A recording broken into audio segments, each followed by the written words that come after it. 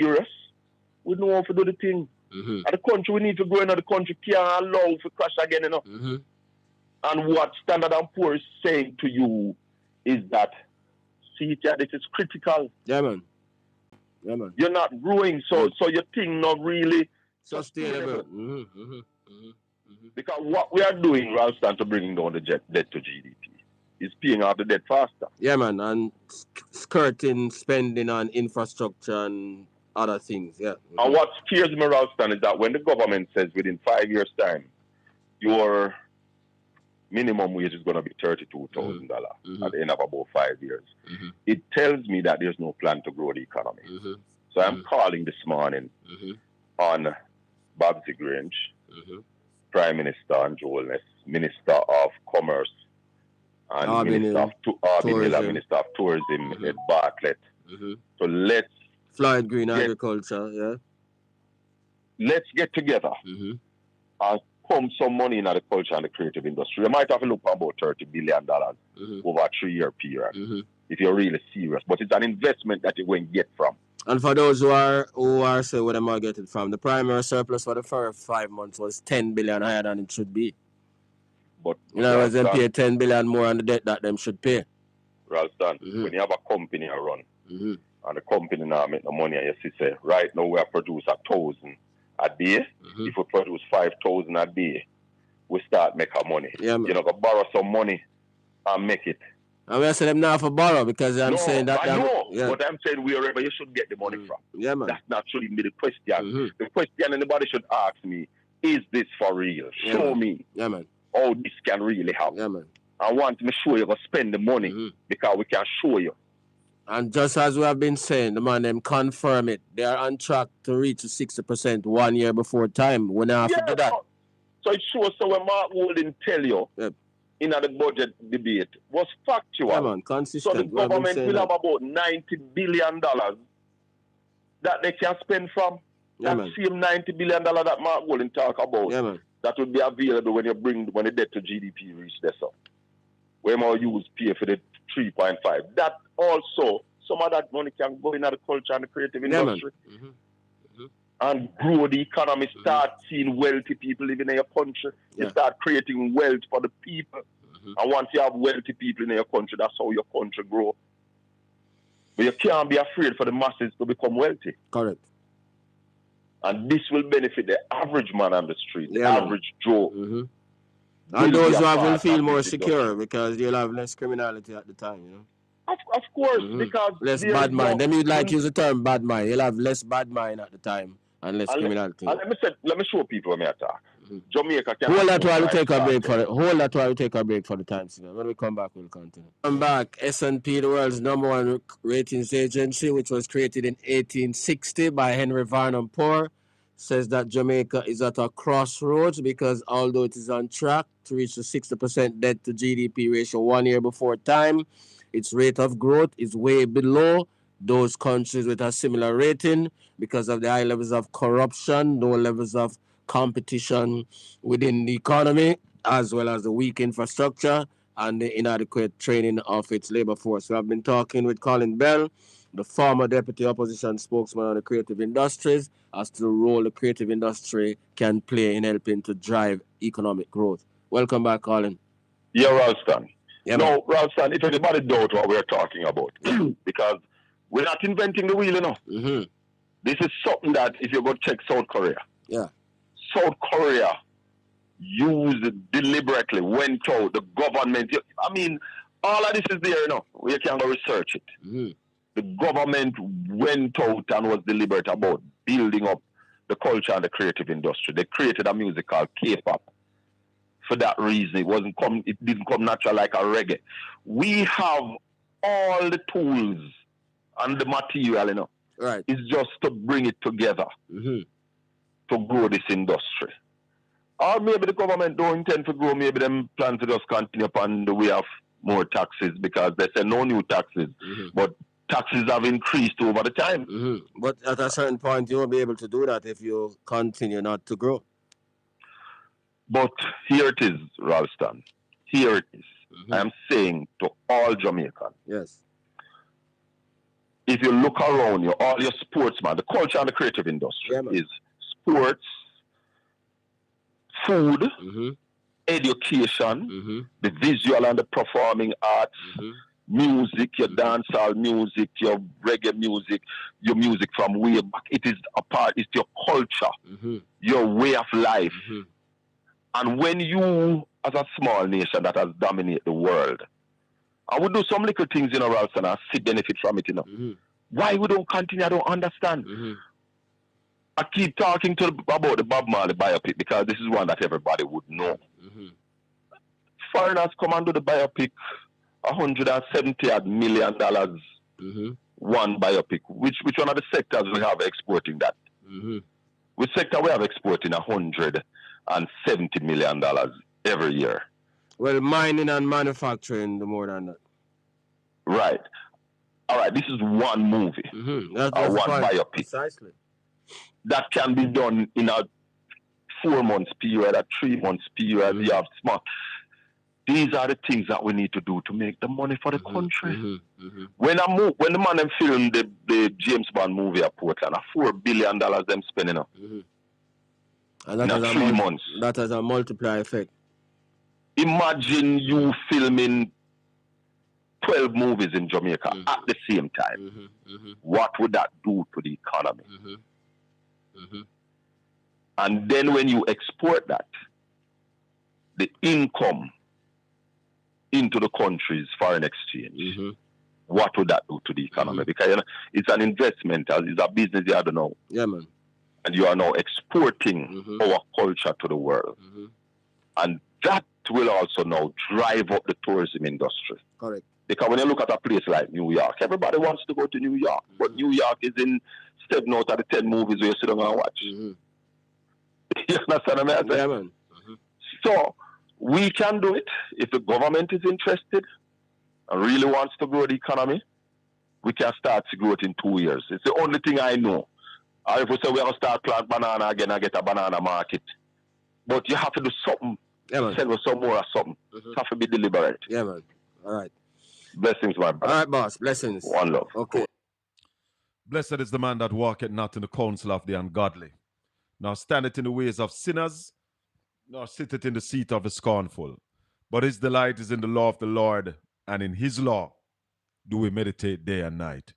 For we shall be like trees planted by the rivers of water, that bringeth forth our fruit in our season. Our leaves shall not wither, and whatsoever we do shall prosper.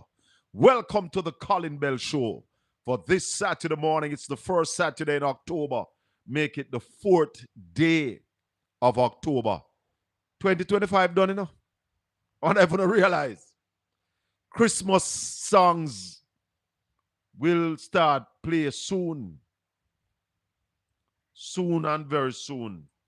You're going to start here Christmas carol. This morning we have a big show. Big show this morning, you know. We have Julian Robinson, who is going to join us at about 9:30. But as I say, we're not ready, we're not burning, so let's go. Hello, good morning. Welcome to the Collin Bell Show. Collin, good morning, my brother. How are you? Morning and welcome. You're early, man.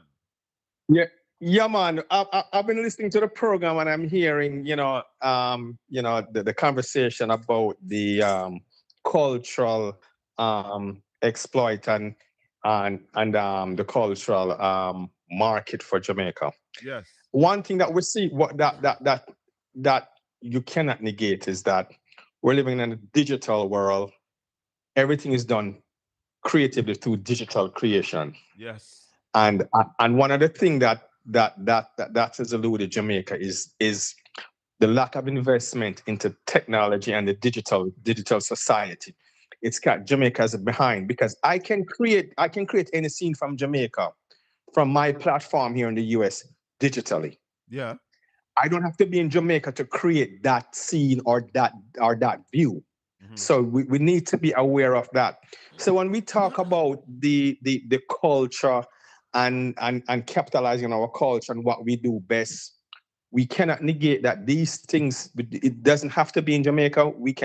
Anyone can use that from a digital standpoint anywhere in the world. Okay? So we have to be aware of that. So how does Jamaica itself, as a small country who's behind on the digital platform and the digital age, catch up in order to monopolize and be able to get into that kind of creative space where they can use that so that no one else can use that to monopolize what we have? That is a conversation that you have to have before you can even start having the other conversation, because that is the reality of what we're living in. Another thing, Collin, that I want to let you know is that Jamaica as a country and as a nation itself has lost its cultural identity.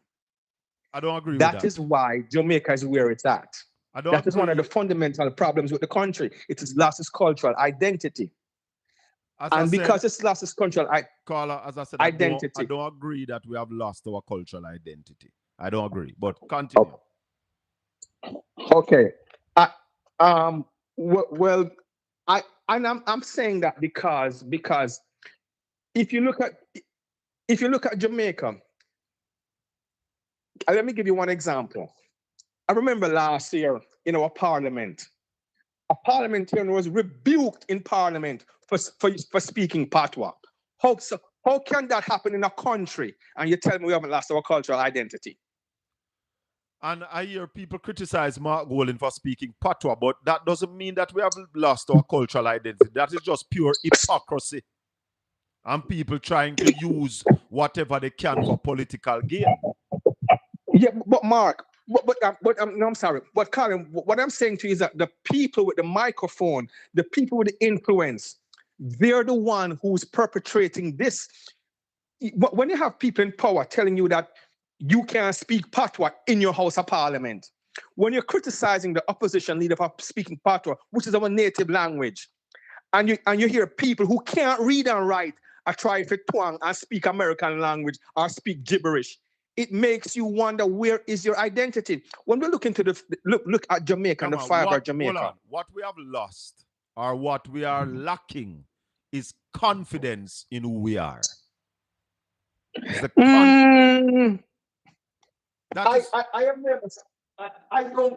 tend to disagree. I don't think it's all right. Let me put it this way: where does confidence stem from? Your confidence coming from believing yourself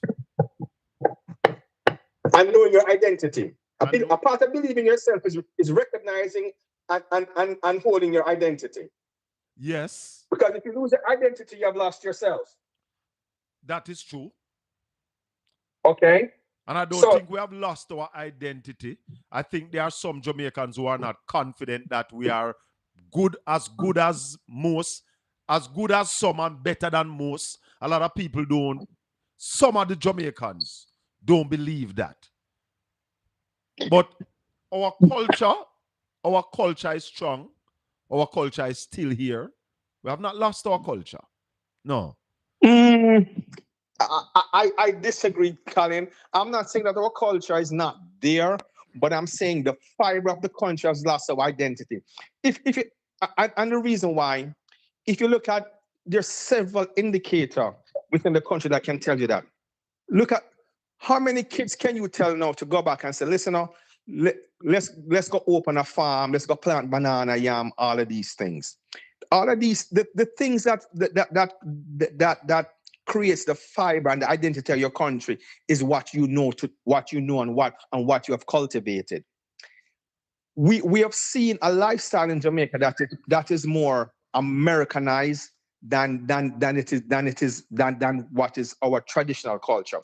We have seen even our language itself, people who can read and write is trying to speak with a twang as if they're American. That is a loss of your identity. That's a cultural loss. You look into the supermarket. You look into the grocery stores. You look at the diet and the appetite of the people. It's not what it should be, and that's what causing us to run into problems, because we are more Americanized and tend to want to go with the American and not the good part of America. We have taken the bad from America and made it our culture. in my view, what I've observed, what I've seen in Jamaica, we have not taken the good and the greatness. We have taken the worst of America and make it our and try to make it our culture, which is disturbing to me as a Jamaican who lives abroad. Carla, I don't know if you're aware that we import a lot of culture into this country as well. And if we continue to import culture, then that is what we are going to start feed upon. Yeah? But it doesn't mean that we have lost ours. It just means that ours have been put on the back burner. We don't lose it. It is still here. And one of my work is to assist in bringing back Jamaican culture to the forefront and using Jamaican culture for the benefit of the people of Jamaica. Because one of the problems that we have is a lot of people don't understand the creative industry. They don't understand the culture. You see, when I talk like how I talk, when I say how much money we can make from the culture, there are people out there who are upset with me, who are very angry with me because what they are saying is that I am out to sell Jamaica's culture. And I am not afraid. I am not afraid to admit that, yes, I believe that we ought to be selling our culture. We need to export it just like we are importing culture from other countries. We need to start exporting Jamaican culture to them. And that's how we will make our money. One time I go to a meeting, a PNP meeting, and I said, culture is Jamaica's oil. And people vex, Collin. Yeah. What does America, what's America's greatest asset that it sells? Culture. That's it. Then hold on. You hear me tell them America sells that better than anyone else in the world. You hear me tell them that the interview they sell a culture and a lifestyle. Let me tell you this. America, the United States of America, makes over $700 billion annually from culture and the creative industry. That's it. So I know the figures. And I've been trying to open Jamaican eyes and say, look here. When you look at the Olympics, the Blue Ribbon events, who started them? It's Jamaica and America. We are competing with the biggest superpower in the world. When you talk about global music, it's Jamaican music and American music around the world, But unlike America, which makes over $700 billion annually, we don't even know what we're making if we're making any. I am sure we are making, but we can't even quantify what it is that we are making as a people. Well, I'm going to disagree with you that Jamaica is music is so large in the world. One other thing, I have seen the digress in Jamaican music. If you look at, and this is a key indicator. I remember the days when we have big concerts, big worldwide superstars, European superstars. These concerts were being headlined by Jamaican artists. Every international concert, we have seen that drop off a great deal with it on the world stage. And that's concerning to me. I don't agree with you. The biggest artist going around right now is Vybz Kartel. Fully. Yeah? Put into context what you consider to be big. Biggest Jamaican artist. I think Vybz is when Vybz Kartel can headline a show with Taylor Swift, Beyonce, or any one of these people, then you can talk to me. Hold on. You're the mistake you're making. Yeah. Vybz Kartel don't need Beyonce or Taylor Swift to it. Vybz Kartel now full any stadium around the world 2 nights in a row. We don't need Vybz Kartel past the stage there. We need a US artist to make the thing big. Vybz Kartel by himself is charging 1.3, 1.5 million US dollar, brother. Okay. Vybz Kartel thing past the stage there now. Even Buju Banton, a full stadium back to back. Dancehall music is the biggest music right now in the world. Collin, we can agree to disagree on that. I'm not. Let me tell you, I am a Jamaican. I am a reggae lover. No, and hold on. You realize me never said reggae music is the biggest music right now, you know? Me said dancehall. Yes. Dancehall music around the world right now. In some communities, not all communities. Brother. In some communities, Collin, not the wider community. What you call the wider? I agree that dancehall have a following like every other music. What you call the wider community? All right. The wider community is, I am talking like, example, in certain social economic communities. Listen to me. It's not, you will not pull dancehall. Listen to me. You will not pull down. In certain community, you will not hear reggae either. Let me finish. The people who will pay, who will buy the tickets at premium prices. Example, compare Taylor Swift ticket prices to Vybz Kartel ticket prices. Go look. Taylor Swift, and that's the level I'm speaking on. Go look. Okay? Go look. Cartel ticket, them not cheap, bro. What we are talking about, man? Go look, man. Go Google the thing right now. You talk about last year, no? Last year you talk about, and the year before. Me I tell you about this year at 2025. Vybz Kartel is it. You might not listen to him. Me might not listen to him. But right now, 2025, Vybz Kartel is it. Collin, I'm not saying that Vybz Kartel does not. Just go look at the check. Following repeat. But I'm saying I am going to tell you that for premium prices, premium concerts, the people who would pay that premium prices, I don't see Vybz Kartel pulling those people. And then also hold on. Longevity and sustainability. Hold on a little bit. Are you talking from the data or are you talking from your gut feelings? I'm sorry? Are you talking from data or you're talking from your gut feelings? I'm talking from data. No, man, you're not talking from the data. No, listen. Looking at international stars, the money that their concerts are pulling in and what they're charging. Put a level of a concert like Taylor Swift. It's not $1 million could even get her out of her house. 2 million can't move her. 3 million can't move. 5 million can't move Taylor Swift. I'm saying, hold on, concerts hold like on, that. Hold on. Headlining concerts like that. Carla, I have you on for over 14 minutes. I'll give somebody else a chance. Thanks for the call. All right. Blessings. Auntie Dawn, a long time you not call me, you know? Huh? A long time you not call me. Yes, that is so true. But now we're talking about culture, you have to call. Yeah. Talk to me. This is to me. All right. Blessed rising to you and all your listeners, viewers on the platform.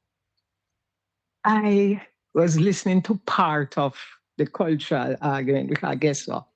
Me in a one device situation. So, forget for call and me had to come off completely. You see, as a people, we have to remember that culture is fluid, Yes. Culture isn't stagnant, just like language, just like behavior, just like everything else that culture incorporates.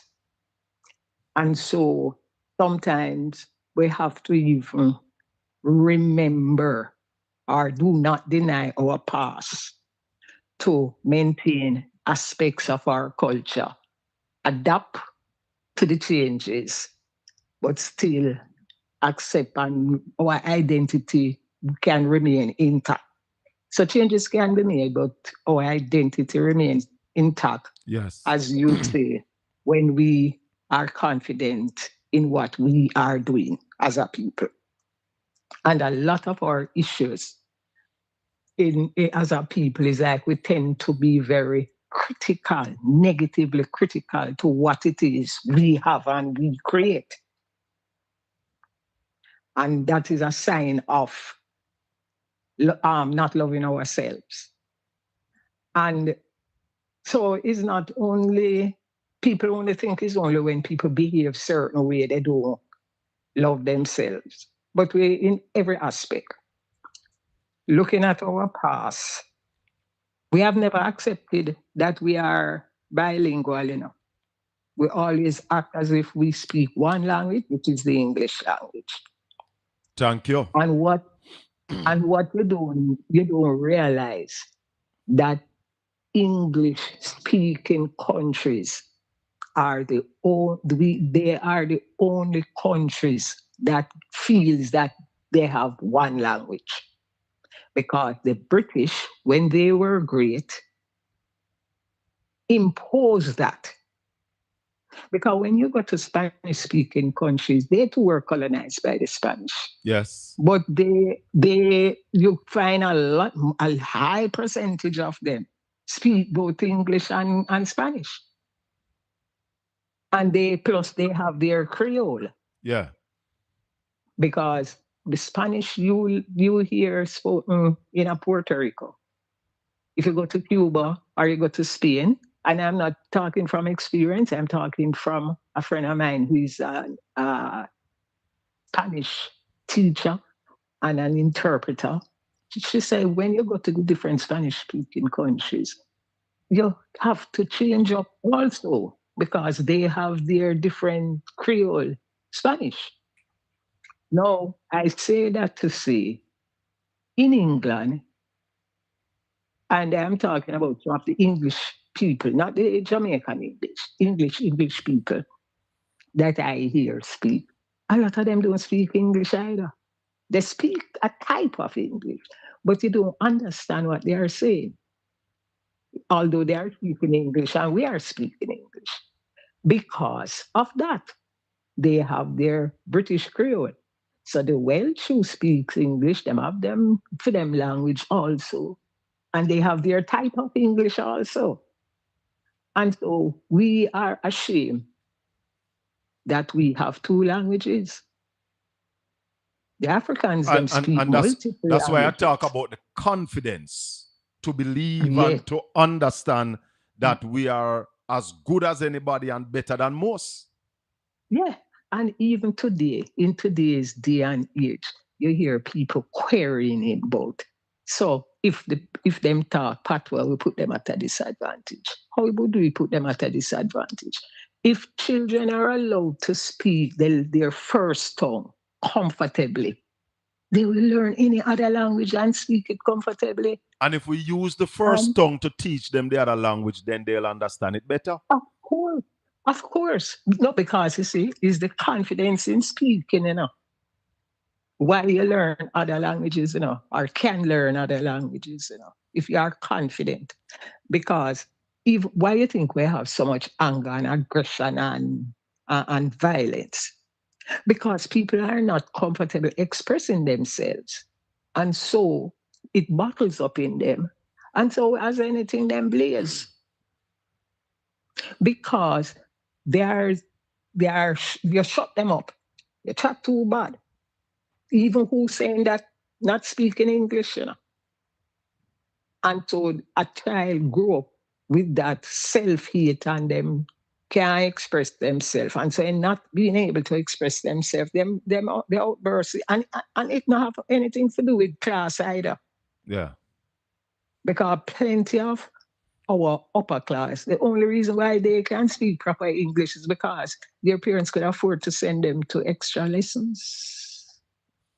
And if you check it out, they can't speak it either, They can't. They will speak it a little better than some of us because you see, class give them the class. If you scrutinize them, confidence.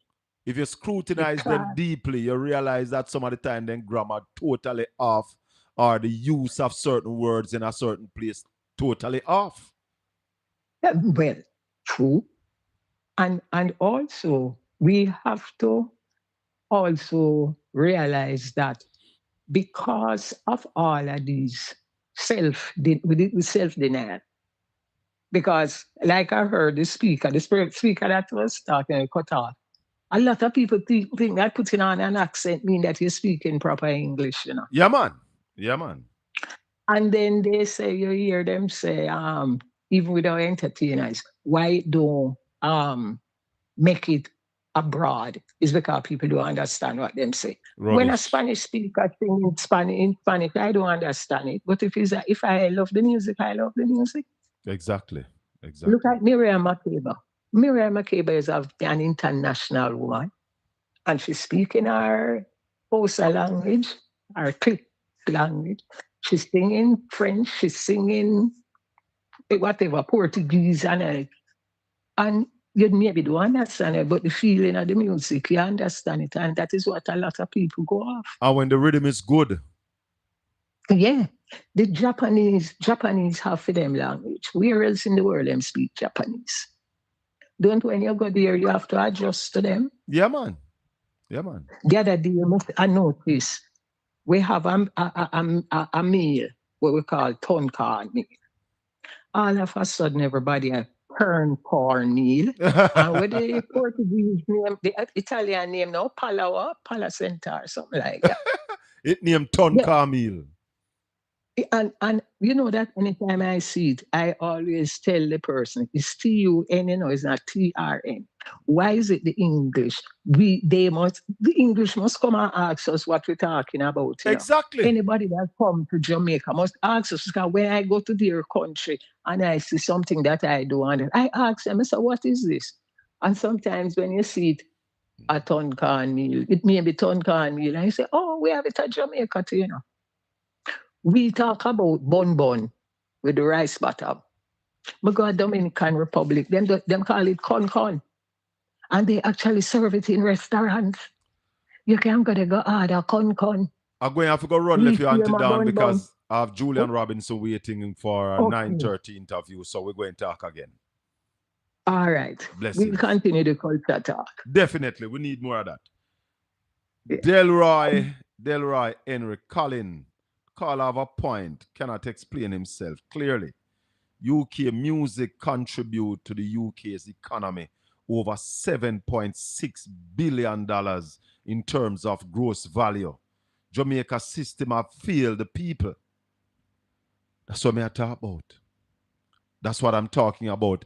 A lack of understanding of the industry. And I refuse to agree sometimes with Dr. Iman Black. For those of you who used to listen when I was on Styles FM, Dr. Iman Black said the culture and the creative industry will never grow in Jamaica because who will benefit from it is the small man, the little man on the street, the average Joe. And the man them at the top don't want to see that, so that's why they're holding that industry. I don't want to believe it. But Julian Robinson said something. And one of the reasons why we want to talk to him this morning, for those of you who have heard the ad, the new Growth Council put in place by this Andrew Holness-led administration said the government has failed to spend the money budgeted for, the capital budget, meaning the money where they're supposed to spend for fix road, for put in proper infrastructure. They have not been able to spend it for the first 2 quarters of this year. Hence, we're going to talk to Julian Robinson. Listen to this clip. Based on a release from the Independent Fiscal Commission, the government has only spent 20 of the $40 billion that was projected for the capital budget for the first quarter of this fiscal year. This represents a worrying trend where there is chronic underinvestment of our capital budget. For the last fiscal year, for 24-25, the government underspent the capital budget by 19 billion. For the previous fiscal year, for 23-24, it underspent the capital budget by 9 billion. Jamaica projects to have only 1% growth each year for the next 4 fiscal years. And the major reason, a big part of the reason for this, is that we cannot spend the capital budget which has been allocated in each budget cycle. The government needs to move with alacrity to address the bottlenecks and the problems that are preventing it from spending the capital budget. Whether these be procurement issues or public management investment issues, whatever they are, they must be addressed, or else we will not be able to move to 3, 4, 5% growth, which is necessary to lift the living standards of the Jamaican people and to generate the tax revenues to provide the social services that are necessary. We have on the line opposition spokesman on finance, Julian Robinson. Julian, morning. Morning to you, Shaka. Morning to your listeners. Yes, man. So we heard you talking about the government unable to spend the capital budget. Explain to my listeners what it is you're really talking about as it relates to the capital budget. We're not taking it for granted that everybody understands. All right, so your capital budget is what is used to build roads, schools, hospitals. So it works out to be, the total budget is about $1.3 trillion. Your capital budget is about $60 billion. Now, the reason that is important is Jamaica needs to move from having 1% growth to 3 and 4% growth. And if you're unable to spend what you have allocated in your capital budget, it is going to be very difficult to achieve any form of growth. So it's important, and this is not a new phenomenon. This has been happening for the last 3 fiscal years where the government is unable to spend the money. Now, the government claims it could be procurement issues, it could be the public investment management issues, but whatever it is, they have to resolve those issues so that at least you can spend the budget and that you can stimulate economic activity and growth. If you're spending the budget, money is going back into the economy, which will contribute to growth. And that is not taking place. And that is why we're seeing such anemic growth in the country over the last 10 years, because we can't even spend. Plus, there are other issues, but this is an issue that the government has control over, which is your own budget. And so you need to spend it. And they haven't been doing that. So the government every year decides that we are going to spend this amount on for the capital budget to fix infrastructure, all of the things you mentioned. At the end of the year, I think at the end of last year, it was about $18 billion that they weren't able to spend. $19 billion that they didn't spend, which had to be reallocated. Right. And we are seeing $20 billion in the first quarter alone. Of this year. The first quarter that has not been spent. Now, it don't mean that the money don't get spent. It means that the money get reallocated for something else. But really, you want the money to be spent for your capital projects because that is what generates the growth. And you need the growth in the economy. What does that mean in a year when S&P said to the country that you are the only country that have this kind of rating that is not growing? Well, when you look around in the region, and I use the Dominican Republic as an example, they are spending billions of US dollars. They are spending their budget. They actually gone to a supplementary budget to spend more capital. That is why they are experiencing 5-6% growth. And Jamaica is, apart from Haiti, we are the worst in the region in terms of our growth. Now, people might say, why is growth important? Growth is important because growth is what generates the economic activity that gives you the tax revenues that you need to grow the economy. And if you're not in a position to do that, then you're going to continue to struggle. And we have been struggling from the perspective of growth, which has been anemic for a long time. And it is something that needs to be addressed. And I'm disappointed that we're going into, this is probably the 4th fiscal year, where you have an underspend of the capital budget. And when you underspend that capital budget, Julian, you said the money may be allocated, but isn't it a fact that that money maybe just go over in the other budget? Sorry, repeat that, Shaka. No, you said that when you don't spend the capital budget, the money may be allocated to do something else. It's reallocated to other things. It can go to paying wages and salaries. It can, government always has expenses. So if you don't, so the way the budget is set up, you have monies for wages and salaries. You have monies to pay debt. You have your capital budget, right? So if the money is not spent for capital, it ends up being used for other things. So it's not that the money goes to waste, but you want it to be spent for capital so that you can generate the economic activity. No, with Jamaica not growing, Julian, and our spending power is diminishing. The government says that hopefully by the next 5 years, minimum wage will be increased to $32,000. What does that say about the economy? Well, you see, if you don't have growth, if people are not earning money, people can't afford to pay that kind of minimum wage. I mean, remember, the people who are paying minimum wage are the same people working. They are public servants. They are people in the private sector, right? I mean, when you work it out at $32,000 a week, they may be earning more money than the person who employs them. So unless you have growth, which triggers more economic activity and more money in people's pockets, people can't afford to pay the minimum wage. Now, of course, we need to increase the minimum wage There's no question about that, and move to a livable wage.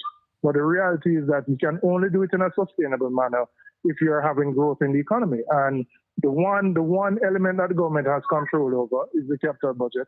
And for whatever reason, they just haven't been able to spend it. And it's just simply not good enough that they can't spend the capital budget. Some people are saying it's incompetence because for it's not just 3 years. You mentioned 3 years that they have not spent it, but I'm telling you it's more than 3 years that they have not spent that capital budget. It's probably about 3-4 years. I'm not saying it's incompetence. They have procurement problems. There's something called the public investment management system. All of those are factors which contribute to the underspending. But the bottom line is they need to be in a position where they can spend it. But those are not new issues, Julian. If you are in government for 9 years. These are issues we've been talking about for a very long time. Right, and you're in government for 9 years, 10 years. Why haven't you fixed those issues so that you can spend the money? Yeah, I mean, it's disappointing that after so long we can't get the thing going, and remember, this is the first quarter of your fiscal year and you can't spend $20 billion. So what the full fiscal year going to look like if you can't spend $20 billion? If we don't, we have to spend the money.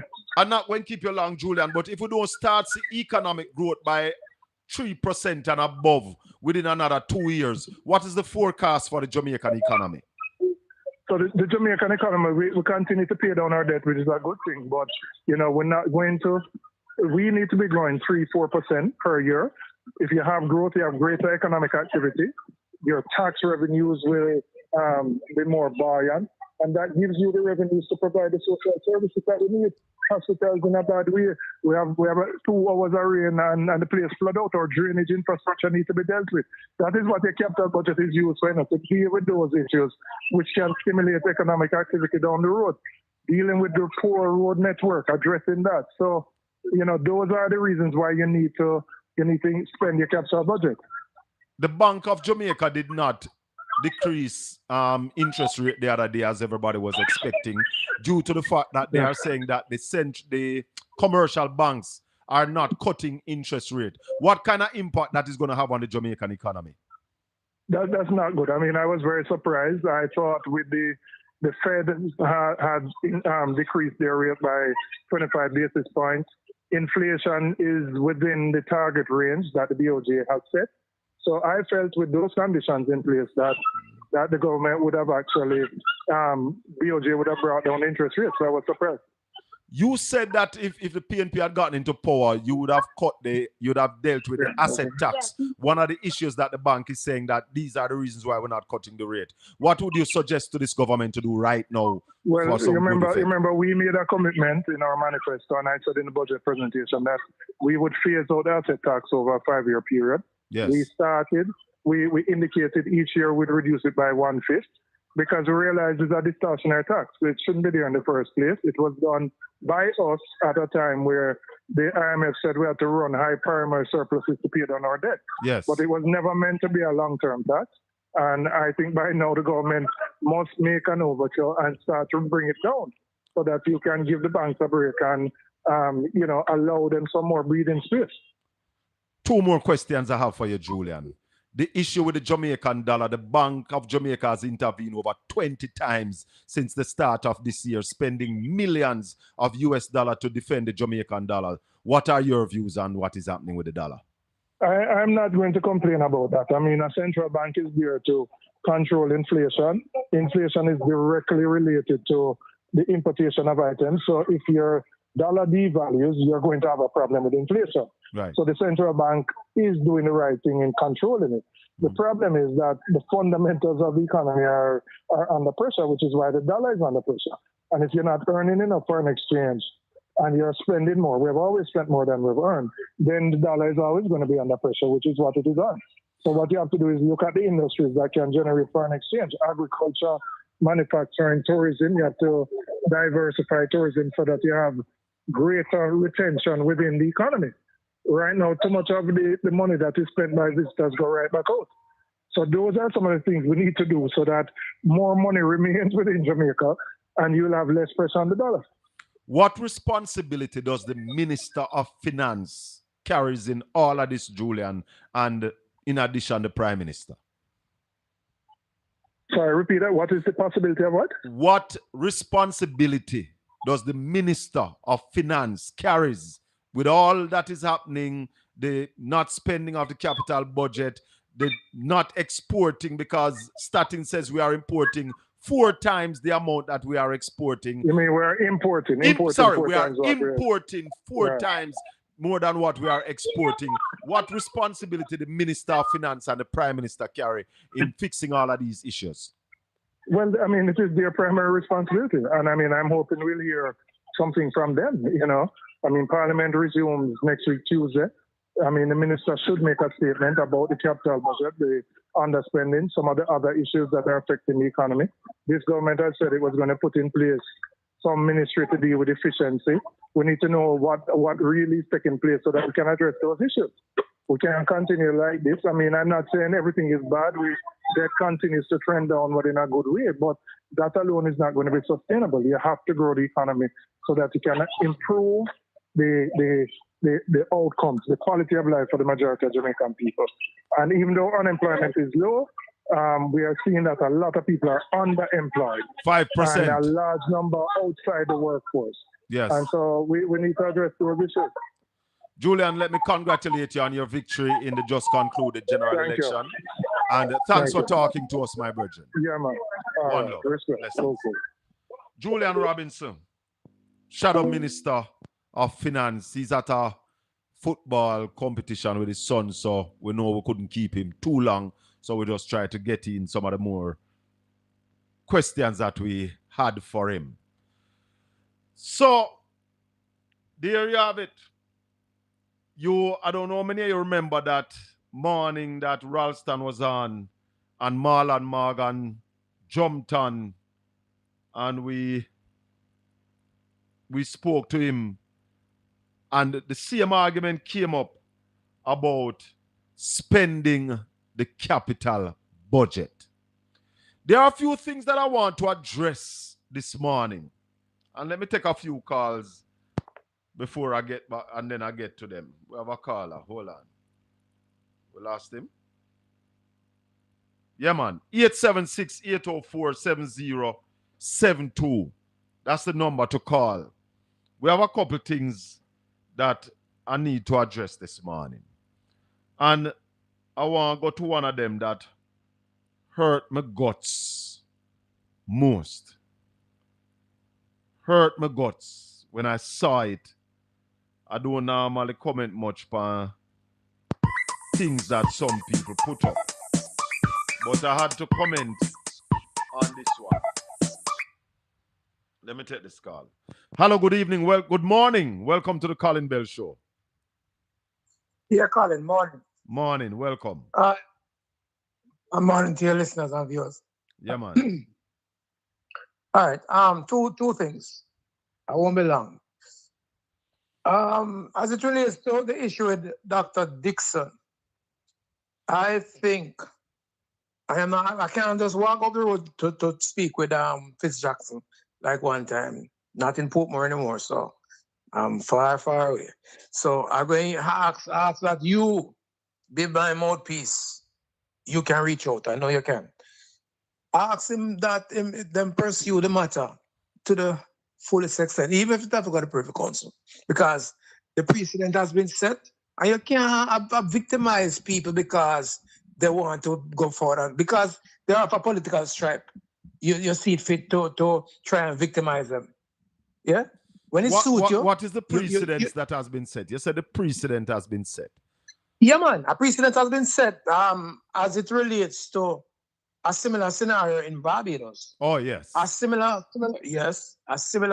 situation, and it was successfully adjudicated in the courts. Well, I think these staff orders was in place before the new Charter of Rights, and I think the Charter of Rights would make it unconstitutional for what they are doing to Dr. Dixon. Yeah, so, they are now archaic. They're archaic. You know what I mean? And there need to be some form of addressing them. Zalika just would that would be up or Ali. Yes. In the near future. Yeah, another one such I think they should pursue is one Mr. Paul Buchanan. I think he should appeal the ruling that was handed down to him. Those are my two little suggestions. And as I said, I'd ask you to put it forward to the hierarchy for me. Because I can't, as I say, I can't just walk up the road and talk to Fitzjackson, because I used to be able to do that, but I can't do it anymore. I'm now far, far away. Well, I think I should be seeing quite a few of them tomorrow. Tomorrow is the National Executive Council meeting, and I will be attending. I think you should be my mouthpiece, Collin, because as I say, I can reach out. And we're going to have Fitz on the show soon. We're going to bring him on soon. Right. We're basically lining up all the shadow all the shadow ministers to come on the program. Man, I see the trend. I see the trend. And you start with the erudite Mr. Buchanan, I sat from over here. Definitely. So we'll be bringing in the others. Yeah, man. I appreciate that. Thanks. All right, my brother. All right, Collin. I'll keep on listening. Enjoy the rest of the day, bro. Yeah, man. Blessings. So I want to bring up something here where hurt me to the core. Let me bring it up on the screen. I don't know how many of you can see what this is saying. It says Miss Vaz built water shop, but yet they said she did nothing to help. When I saw that post, me get angry. Yeah. And me add to comment on Yeti Boy page. Yeti Boy, you're not a Portlander. So maybe you don't understand the level of water that we have in Portland. And for any MP come build water shop, it is a disrespect and it is an indictment to the kind of representation. Water shop for who? You have built water shop. I tell people if you go carry water upon them head, boy, you are an idiot. Pack up and go back where you come from. Because you must be a jackass. Go up a Commodore, go carry water for the people. Make them load you up like a jackass. If you carry water, got them yard. You can talk about build water shop. We want water in our taps. Water for you running our house. Clown. Me say, when I see this something, not never hurt me more. Boy, I brag upon water shop. Call a morning. Morning, Collin. Welcome. Yeah, I'd like to speak on two issues, you know? Yeah, man. Go right ahead. The first one is going to speak on is the integrity of the behavior of the Jamaican culture. Personally, I think that part of the culture has become a bad storefoot. May I listen, you know? I tell the reason why I said that. Sorry? I'm listening to you. I tell the reason why I said that. Let me take it down back to memory lane. Yeah. When I used to grow up, in the country, I grew up in the country. You know what I mean? In those days, the people you grew up amongst, if you do something bad down the road 2 miles, by the time you get home, your parents here. And then you know what's that, and then you know what come behind that, don't it? And then the people in those days, when you walk past him, you can say hello to them. And then when they know your parents, they might say, "Come here, boy, let me take this to your mom." Yeah. They might give to your mom. You know what I mean? Yeah. Those people are people of high integrity, and they watch over you. You know what I mean? In terms of to see that you walk uprightly, and that part of the culture, they were hardworking and a people of high integrity. Yeah. And if in those you something get caught, you're breaking up, Collin. And you go before the court. Am I breaking up? I'm hearing you better now. Continue. Yeah, I'm saying those days, if you commit a crime like steal, look down upon, and you are, you know what I mean, you look down upon, and you have to keep. I mean, you gotta be yeah, look down upon. You know what I mean? You know what I mean? You can't keep your head up. You know what I mean? Yeah. You know, but no, it's not a big deal. You can steal taxpayers' money, go for the court, find guilty, and next thing you're back in Parliament. No, you know what I mean? No accountability. You know? And one thing is that in those days, those people are hard-working people. They are hard-working, honest, and have high integrity.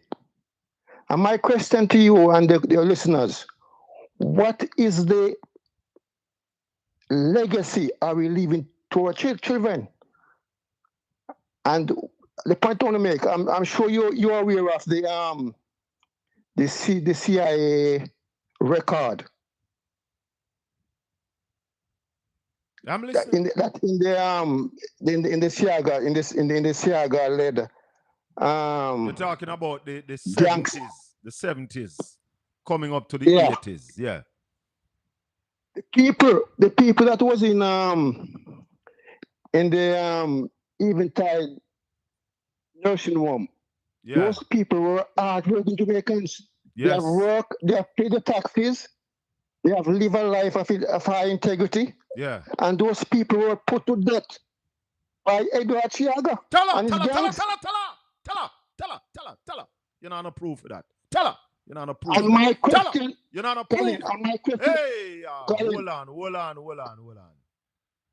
This is not a vlogging or a blogging show, you know. And when we come with them kind of argument, that we have to have proof. Yeah? It is alleged. Collin. You're not a proof, Collin. Sir. Yeah. Collin, the CIA record have proven that, mate. The CIA record prove it? Yes, mate. It's handwriting is on it, mate. It's handwriting is on it. All right, sir. Okay, and hear me out, Collin. No, repeat it. The people who was put to burn in that place were taxpayers. Yes. Hard-working Jamaican taxpayers. Yeah, man, right? And we can use taxpayers' money to build road. And then put a man name on the road who has put the taxpayers to death. Tell her. What the legacy are we leaving to our kids? We can't use our taxpayers' money to build shopping center or what you call it a proper one now. When it was market downtown, and I've shown people name on that market when these people handwriting is what's under those people's death. Hallelujah. Collin. Yes, sir. Collin. I hear you. There's a second of Jamaica, small second of Jamaica, who is willing to put lipstick on a pig. I hear you. Yes, sir. I'm saying to you, what are the legacy are we leaving for our kids? Are we going to take our taxpayers' money, put money who have put your grandmother, your grandfather, your grandchildren, your grand to death in a nursing home? Little more, caller. Thanks for the call. Thanks for the call. People say the CIA tell you who do it. Thanks for the call, my brother. One love. 876-804-7072. Good morning, everybody. If you have not yet subscribed to Portland Spice TV, please subscribe, like, and share. Shaka Fame at TikTok. Touch it plus. Marshy! Morning. Marshy. You know what? You know what is a water shop? You know what is a water shop? Well, me no water problem. Simply just see me here. Me say if you know what is a water shop. No, I mean no know, say me know. Them build one place, put up about 20 black tank, and them have them truck where them use full up them tank there, and then must get pay from water commission to full up the tank them. And then people go to that place, go catch water in a bucket, carry upon their head, pam bicycle in a care garden yard. And this fool boy from down Linstead, Yeti boy, a brag on social media about Anne-Marie Vaz Bill water shop. Water shop, that's why we vote out on the backside about water shop. Water shop, where? We want water in our tap. And if Isaac Buchanan build one water shop, we vote out in backside too. Which water shop? Water must run in a pipe in the house. Yeah. Boy, let me tell you something. A 3-level idiot you have, you know. Hold on. Make I take off this thing off of the screen here, Marshy. Because if I see it, I'm going to get very angry. Continue, Marshy. Yeah, a 3-level idiot you have, and the brother did I top level. Because you have idiot, damn idiot, and damn blasted idiot. No, you're going to talk, say, the former MP do something. Backside, show the road them. You show water shop. In a 2025, you make a system that little picnic must walk with 3 or 4 jug guard pipe. Yeah, tell her, take for yourself. Yeah, me. No shame. Me. That is why them have people at the minimum wage. Hold on, the Marshal, don't move. Hold on. Hello, good morning. Morning, Collin. Hold on, Junior. Yes, Junior. Yes, Marshy, continue. Yeah. That's why them have people at the minimum wage work and bill out 40 million and tell yourself you use the minimum wage. And buy it. So, and buy it. You have to be a damn idiot to accept that. But that is enough for them. Talk to me. Hear me now. You listen to this. My food said the government have to have some public sector workers. That will not happen. We're not supporting that. But why never say to cut the size of the multitude we have? The size of the house, because that can't be a cabinet. That's the house. That's why I call it multitude, you know, sir. Yes, sir. I understand. I understand. So cut the multitude if you want to do something. But look at it. You know, see how the government are run treasury bill hard to get money to deal with budgetary problem. Listen, no man. Listen, no Marshy. You know, see it. I tell people, you know, I never go school with Ralston I, man. I never grew up in the same community with Ralston I, man. Mm-hmm. I hear Ralston on radio and I've been listening to him from in the 90s.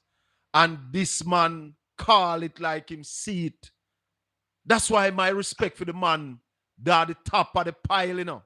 Well, listen, man, I don't want to cut you. When the late Murty Perkins used to be the PNP, Omar Davis was the Minister of Finance. Hold on, John Thomas. Where you not give up the house where you live in now? Call me and ask me. Go ahead, Marshy. When Murty Perkins did want to beat the PNP and beat Omar Davies, I wonder if you remember the financial analyst when Murty Perkins used to call. Ralston used to call, don't? Ralston Hyman used to call. Ralston Hyman, yes. That's the same Ralston. Hey, them time I thought Ralston was a labourite, you know. Me tell Ralston, me tell him, so me did believe so too. Believe you me? Me tell him so. And the man always get it right. We in a problem and it comes for no people are going to take time to they are one tongues where they speak at church. Mm-hmm. And it says, see you, mama, see you. Tell her. Tell her. See you, mama, see you. Bad mind and hey, I see some people on my TikTok page. Bad mind and yam them out like a tumor. You think a joke? Tell her. It come. Matthew White, you know what me get it? Matthew White? Come take it. Ralston. You be Ralston. Collin? Yes. Peer the program, mind. Ignore idiot. Because let me tell you, say, if you argue with fool, you look like fool too. Talk. Me gone. Not Truth a come. Yeah, there's a saying that says, not because dog a bark, you have to start bark too. I have a question for you before I go to Junior. I have a question for you before I go to Junior. Yeah. The Prime Minister said Mark Golding should go talk to Delroy Chuck. And Mark Golding said, no, me not talk to Delroy Chuck. Me and you must talk. What are your views? Why not talk? I'm a leader of opposition and I'm a prime minister. Why if you talk to Trump? Why want a mediator? Little more. Big on too. Thank you. Junior Vibes. Morning, Collin. Good morning, my brother.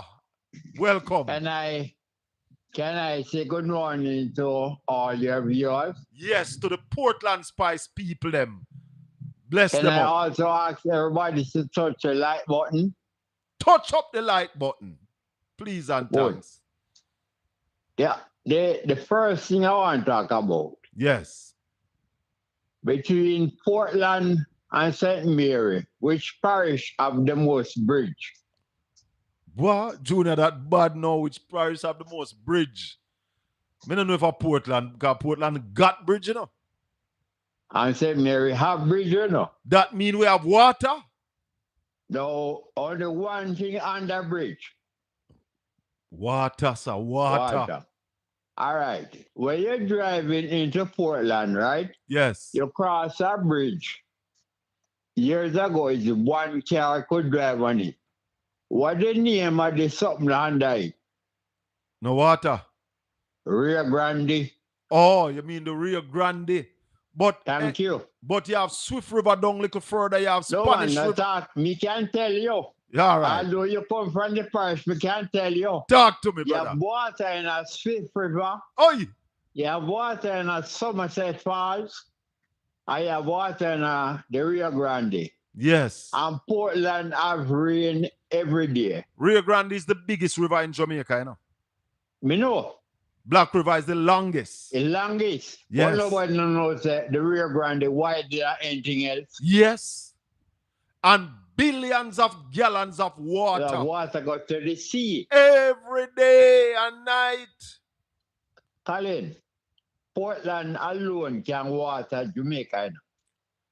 Listen, I see they put out a thing the other day, that 3 parish suffering drought. You know what are the 3 parishes who are suffering drought? Portland too. Portland, St. Mary, and St. Anne. Jesus Christ. Oterious, I hate river that Oterious. The most water in the 3 parishes, St. Anne, St. Mary, and Portland. And then this woman come here, come build water shop. And this idiot boy from down at Linstead, I put you up on social media about to build water shop. That is the biggest disrespect. Water shop in a Portland.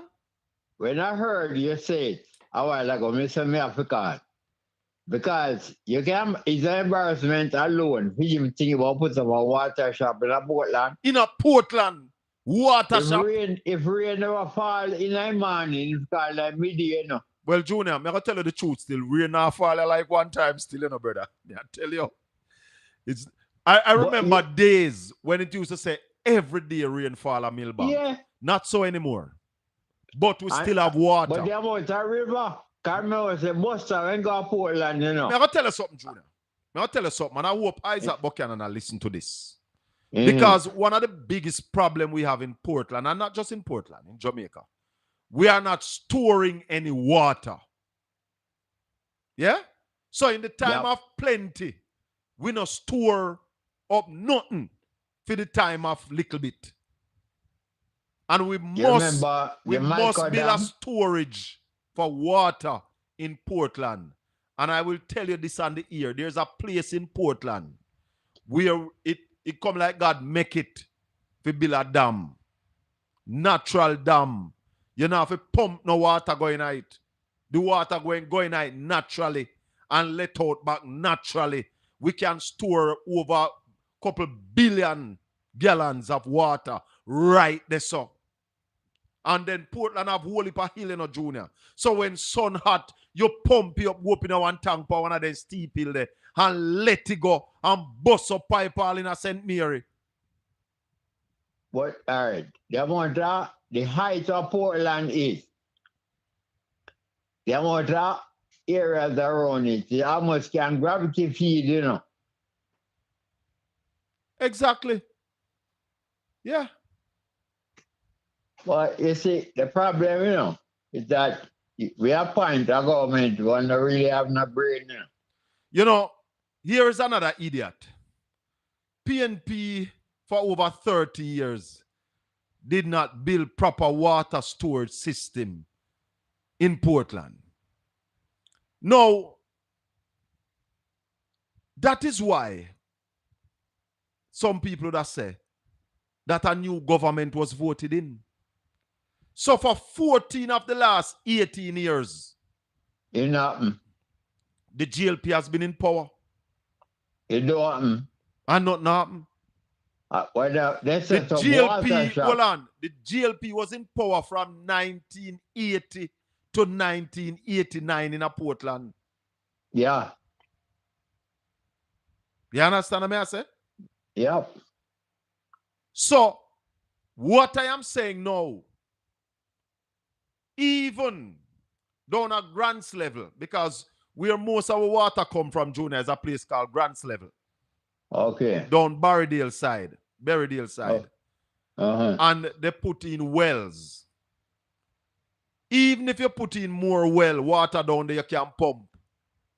So when the time when you use the money, buy water truck, how much black tank, and build up them two places there up a Commodore. Yeah? And the amount of money you want to spare if you chuck water. You could have put in a well, whole heap of the pipeline them run already, and send water to the people in yard. That is where we are going to work on. That is what Isaac Buchanan will have to work on. To put water in people's house. None of damn water shop. I send people go carry water in this modern day and the age, rubbish, garbage. Junior.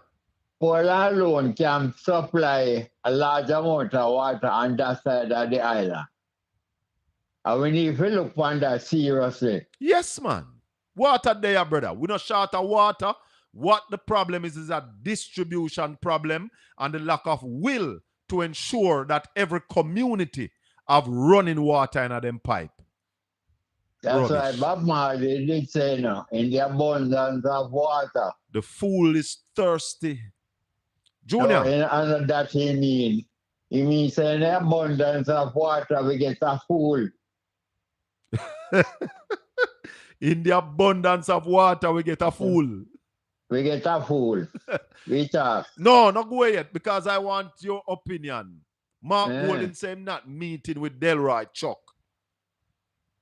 Let me play what the Prime Minister said. What the Prime Minister said at his inauguration. Listen to this. I recommit to leading an inclusive and consultative government. I extend my hand to the leader of the opposition to create a space for the national interest. Mark, let us partner together to complete the work we started on making Jamaica a republic. Now, here the Prime Minister said, Mark, let us, and then you are sending the leader at the next party. You are leader of one party, and you are sending the leader at the next party. If you go talk to a man down the chain, what happened to you? What are your views, Junior? You think Mark Collin should have meet with Delroy Chuck? No, if you remember in the debate, what the Andrew said about the Constitution, you know, say PNP derailed it. That's what he said, yes. Thank you. But why should they? Leader of the opposition go and meet a minister of government? Because when Henry Kissinger came to Jamaica in the 70s, them said Michael Mann must come meet Henry Kissinger. And Michael said, I'm not going to do that. Henry Kissinger was the president of the United States. He was the Secretary of State. The Prime Minister can't go to meet the Secretary of State. The Secretary of State is met by the Minister of Foreign Affairs. Yes. Yes. See the two man there? So they are the two leaders. They must meet. Of course. So if Andrew no want to meet with Mark Golding, fine. Because I see the labor right bloggers them last night take it up and them I say, oh, Mark I go on like a him around the country. But you meet with your peers. Of course. You see and Bolt no run get school picnic. I've never heard of that. When Shelley and Fraser Price run against the other parents, them are our son's school. Everybody says Shelley and Cruel. Them vex. Them vex. Even though we take it for joke, them vex. God they said, no, Shelley and run against your peers. You know that the first parliament of Jamaica that was held, the vice president of the United States came to Jamaica to represent the U.S. government. The vice president came. You know who was the vice president? Who at the time who? He was the deputy to Kennedy. Who was the vice president that time? His name has slipped me right now. But he also became president after the assassination of Kennedy. Oh, I remember. He's slipping me too. Yeah. But he came to Jamaica. Yes. To represent the U.S. government. You see the level of respect what the country got? Yes. So a president was set at that time. You understand me? Yes. So when you look at it now, it's the same way it go. The president, the prime minister meet the leader of the opposition. They are peers. Right, they must meet. Could the PMP ask Julian Robinson if he could talk to the prime minister? No. No. No, so it go. Give no audience. No, so it go. So Andrew a style Mark Golding. A style him, a style the general. But the general not take no styling. We in Jamaica we call the reverse psychology, you know it. Yeah. If I use why not have? Hey, where that fool somebody a come from name No Evil to Portland? That brother is a man or a woman. What the leftover say? Do? Leftover. So if Mark Golding want road in his constituency, he must go meet with the Minister of Roads and Work. Yeah. That's when he want a road. Him either call the minister or meet with the minister. This meeting... That's a different issue. This meeting is about making Jamaica a republic. And when Andrew do him thing, here is what he said. He might dress them up. I recommit to leading an inclusive and consultative government. You have a national issue and you have a constituency issue. To create a space for the Hold on, Junior. Hear this. Mark, let us partner together to complete the work we started and make. Him say Mark. Him never called Julian Robinson or Dayton Campbell. Because Dayton Campbell is paired with Dr. Chang. Julian is paired with Faval. Mark and Andrew are the two leader. Style him a style the general. Little more, Julian. Little more. Before I go away, like I remember, when you go NEC tomorrow, bring up the same argument about the EOJ. Yes, we definitely. need to talk about it. Yes, definitely. I understand. Yeah, man. We talk Blessings. Tuesday. Blessings, my brother. The number to call is 876-804-7072. Do you think Mark Golding should have met with Delroy Chuck? Or is it that Andrew Holness has styled the general?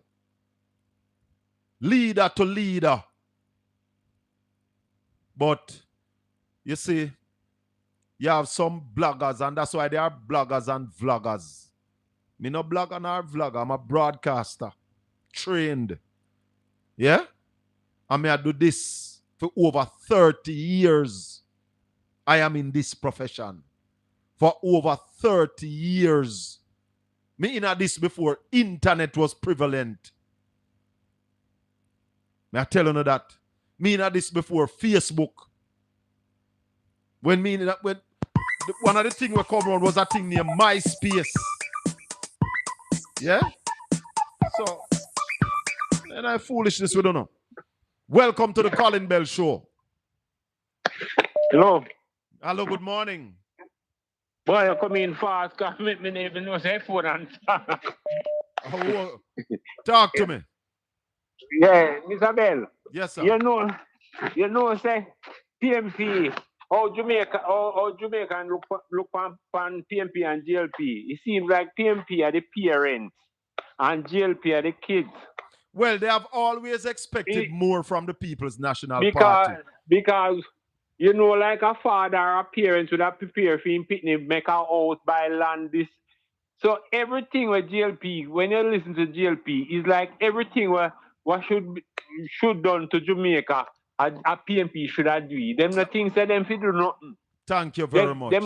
Them value for a little time. Them, even though when you work it out, them in a power 33 year out, them in a power more time, more PMP. Even from colonial they have managed this country more times than the PNP, but they still blame the PNP. But everything them tell us if PNP do this. Me have no problem from the other day, me I look through some notes, you see? Yeah. And 2000, I use a man where have knowledge about garbage truck and things like that. Yeah. In a 2016, when the government changed, Porsche left money to buy garbage truck. Yeah. Then this truck even had me to say they buy 67 truck. In August, and GLP by 20. I think it just look before Mr. Dunn have the by-election at St. Mary. Yeah. I believe to the chucking go down there to him. And 2020, then by 20 from Tanquil. That make it 107 truck between in a 4 year. Yeah. But yet still, in a 2020, them conference, Desmond McKenzie came on stage and said they only had 20 truck. The country only had 20 truck, and if PMP did buy truck, we would have truck in the system. So me want to know that the 107 truck, if it was private, if them put it in the system as private truck. Hey, a whole heap of things disappear out of the system under this GLP administration, you know, brother. If you talk to Joan Gordon Webley, I think she was at one point at the head of the NSWMA. And she tell you some things that we did. And they chuck them, the whole of them, something they go missing, you know.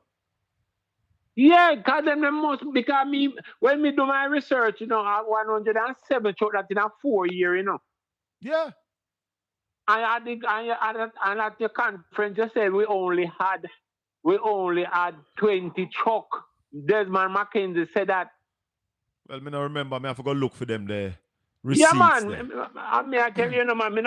All right, the next thing what me have, you remember when Nigel Clark leave the other day and told Andrew and they say if them pay overtime to police and them other them people there, the country are gonna mash up. Did he say that? Gonna mash up. Did he say yes, that? Yes, go back to him last speech. Well, those are easy to find. I going to research, going to figure man. You know. Those are easy to find. Remember again, remember Andrew, while appointing Favor Williams as finance minister, him say, for 2 years now, he might tell Nigel Clark to merge all tax and carry a central government go run the country, including housing trust. Tell her! Hey. Well, so these are some things that people, you see when, all right, you see Nigel, all right, Ralston now. Based on the figures that Ralston give all the while and nobody can prove him wrong, nobody can take him on, right? I am wondering if these bus, what we have in the system, especially the last 73 where Stuart Motors in charge, if they are Jamaican, if it's for Jamaican or Stuart, is a company Stuart having at the JUTC. Why you ask that? And guarantee a profit. Why you ask that? I don't understand the question. Because, look, the country is broke. And you want to say we buy, the boss them we buy, we not borrow no money from nobody. And them buy. Yes. What is the role that Miss Stewart play in it? Because she come make this big speech for the opportunity and all these things where she get based on the she can in the 73 bus. Well, she buy them like a contractor. She get a contract for buy the bus on behalf for the government. So the government PR for the service. Me understand where them a try say no. But you know, I don't think I believe it. You don't believe it? Tala. No, because tala. You know what would I like you do for me? Yes. Whenever you have Mikel or you can reason with Mikel, let Mikel tell me how them used to buy their bus. Well, I am going to be. Well, I was supposed to have him on the other day, send him the message and everything, but we are, as I said, my intention is to get all the shadow ministers on the show, and of course, I'm going to bring them on in a way that people can call and ask them questions. Just drop it down. That's when you see Mikel. Cause I can't see me think any business here government to come. Cause remember Andrew saying no, the bus were ordered, them not just coming because of an election, They were ordered 4-year pre-order and make to specification, right? So how this lady Stuart become part of this whole thing, me think say, Stuart them borrow money from. Well, they can borrow it too, And Stuart do the bar, Stuart get the loan and then buy the bus them and then turn them over to government. And we pay them in one community, It can happen many ways. It can happen many ways. Right, that's why I'm like, no, cause I am not convinced that these buses are ours. Well, I will talk to Michael about it. Thanks for the call. Yeah, man. Yeah, man. Bless up. 876-804-7072. Welcome to the Collin Bell Show. If you have not yet subscribed to Portland Spice TV, please subscribe, like, and share up the channel. Become a Portland Spice ambassador. It no costs nothing for subscribe, and only people who have subscribed to the channel can participate in the chat room. Powell writes, we want to know more about the buses and the drill. What is happening down at the hospital in St. James? Now, Powell, those are all critical questions. I know that we have written to the Auditor General because the school bus, which is a good thing, but you can't use a good thing and rob with. Because I continue to say that we were robbed at $750 million off of the school bus, and we want to know who stole that money. Yeah? So those of you who don't care who thief the money, me care. Yeah? 110 used American school bus bought at cheap prices. And they are telling us it cost us $1.4 billion. Nothing, no gosso. It is not true. We have been robbed, royally robbed. So all our labor rights, are a set of traitor to this country. If you don't want to ask the questions about these school bus. You are a traitor to the country if you don't want to ask the questions about Cornwall Regional Hospital and how our money has been spent. You are a traitor to this country if you don't want to ask about the used car and if we get back all our money. You are a traitor to this country if you don't want to ask about the Ruel Reid case. You are a traitor to this country if you don't want to ask about the money that has been robbed at Petrojam. You are a traitor to this country if you don't want to ask about the school children's food that has been stolen at Nutrition Products Limited. You are a traitor to this country if you don't want to ask about the Mombasa grass. Tell her. And I could go on and on just in this administration, and I have to look upon no corruption from no other GLP administration, because this Andrew Holness-led administration have more corruption under this administration than the entire history of this country. What are you talking about? What are you talking about? Eh? Hutchinson take the land them for him and his sweetheart and him son them down at the west. What are you talking about? You are a traitor to this country if you are not willing to question the Prime Minister on his Integrity Commission filings.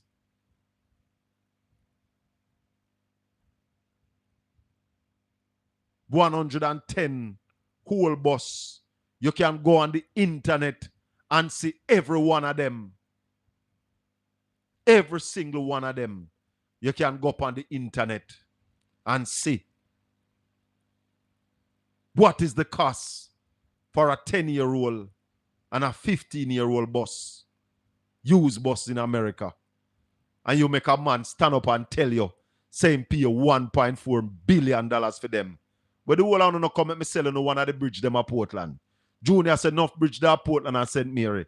All I want to come at me selling a bridge each for $1 US. No damn set of jackass. Then you come in at the chat room and run off on the mouth about Boston Beach. A bad mind on a bad mind and grudgeful and envious. Bad mind, grudgeful, envious. Where were you all? Hold on the caller. Where were you all when the government begged somebody to manage Boston Beach? Beg. The government was begging anybody, come please. We need somebody to manage Boston Beach. Nobody never want it because none of them never see the glamour because you're not blind and have no vision. And when me alone, me and God Almighty alone, put up me and I say, all right, me will take Boston Beach. And now because it look well, they will allow to get bad mind and grudgeful and envious. Before I go to the call, I will say one thing. Darrell Vaz always say bad mind never prosper. That's why his wife lose, because she bad mind. You bad mind too. Talk to me, caller. Collin. Tell her. May I beg you, do something for me. Yes. Just give Lambert Brown a call right now. Please. Please do that. And tell him some me tell you to call him. When me for call him about? He will tell you as him come on. It's concerning. Damn. The dread we're run against Mr. Morgan. All right. So tell Lambert Brown say Marshy say me for call him. Yes. Tell him, please. Yes. It's important right now. All right. Let me call Senator Brown. The man say me for call Lambert Brown. So, Marshy, I want to general, you know. So if Marshy say me for call Lambert, me I go call Lambert. Because Marshy say me for call him. Let me tell you something, Matthew White.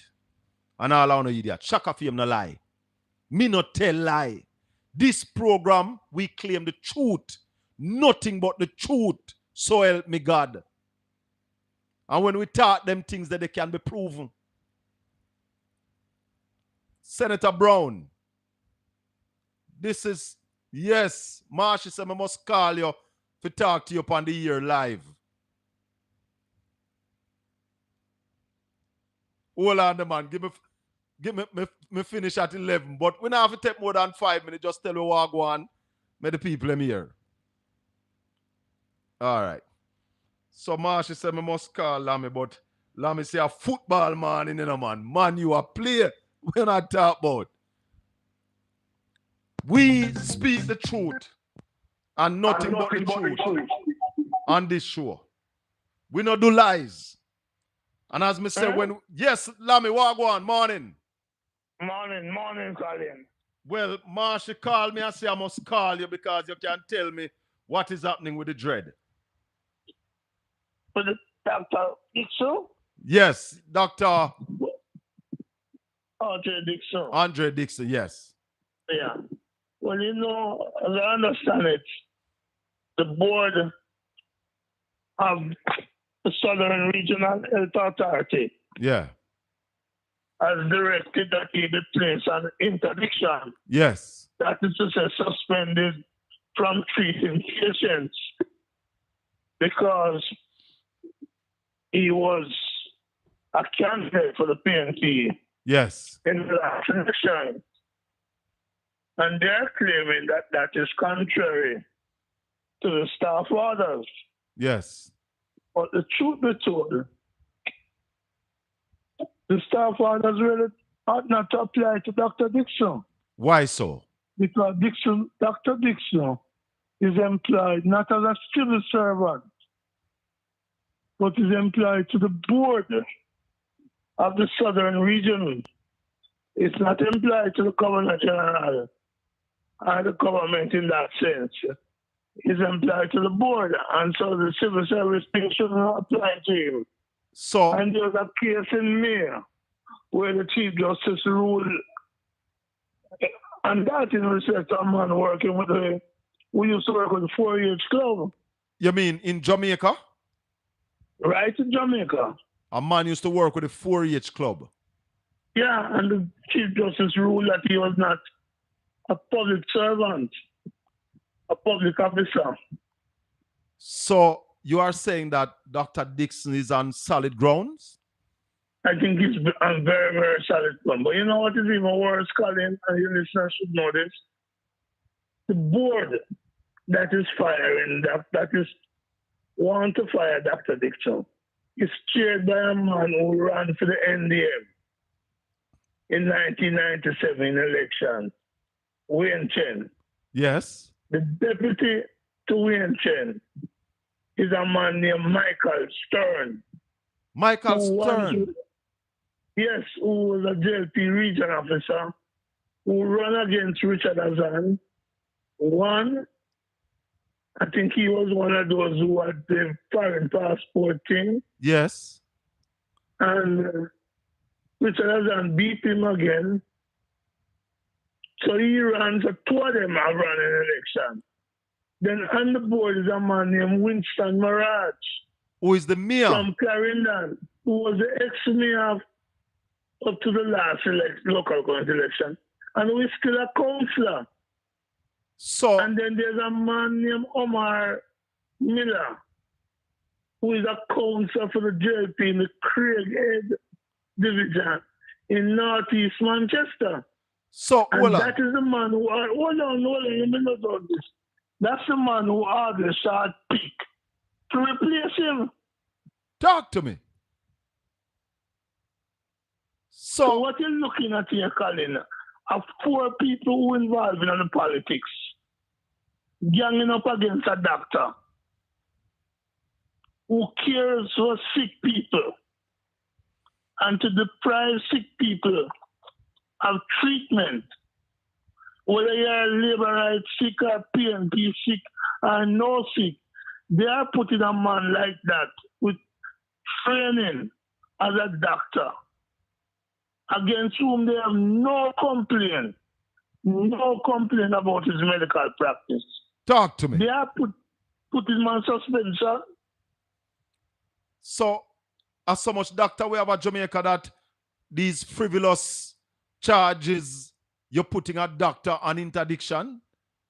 Well, ask the people who go to Port Antonio Hospital how long they have to wait to see a doctor. If you think we have so much doctor. Ask those in the Nato Bay or Princess Margaret or any hospital in Jamaica. How long they have to wait to see a doctor? But Lambert, tell me something. Teachers are allowed to participate in politics, even keep them job when them win. What is the difference without a civil servant? There's a teacher who is now sitting in the parliament, who is the principal of Laconia High School. But he ran for the JLP. Roy Reid was with JC when Andrew was made him a senator. Sitting now in the Senate is a doctor who works at Spanish Town Hospital, but who Andrew Owens has twice appointed to the Senate. So you see the hypocrisy. Yes. But not only that, they have done that, because I'm not stopping them from running. In the case of the teachers, Collin, there was a case in the 1960s of a man named A.G.R. Byfield, who was to get the job as principal of Trenchtown Primary School. Uh-huh. And the JP Minister of Education, Edwin Allen, said him not making him get the job. And that man, A.G.R. Byfield, who later run to the PNP and won in West St. Mary, in Western St. Mary, he took it to court. And David Core, Vivian Blake, took the matter to the Court of Appeal. And he won the case. And that is how teachers become exempt. Oh. So it was but a fight. I will say another thing to you. In 1997, the government changed how doctors are employed.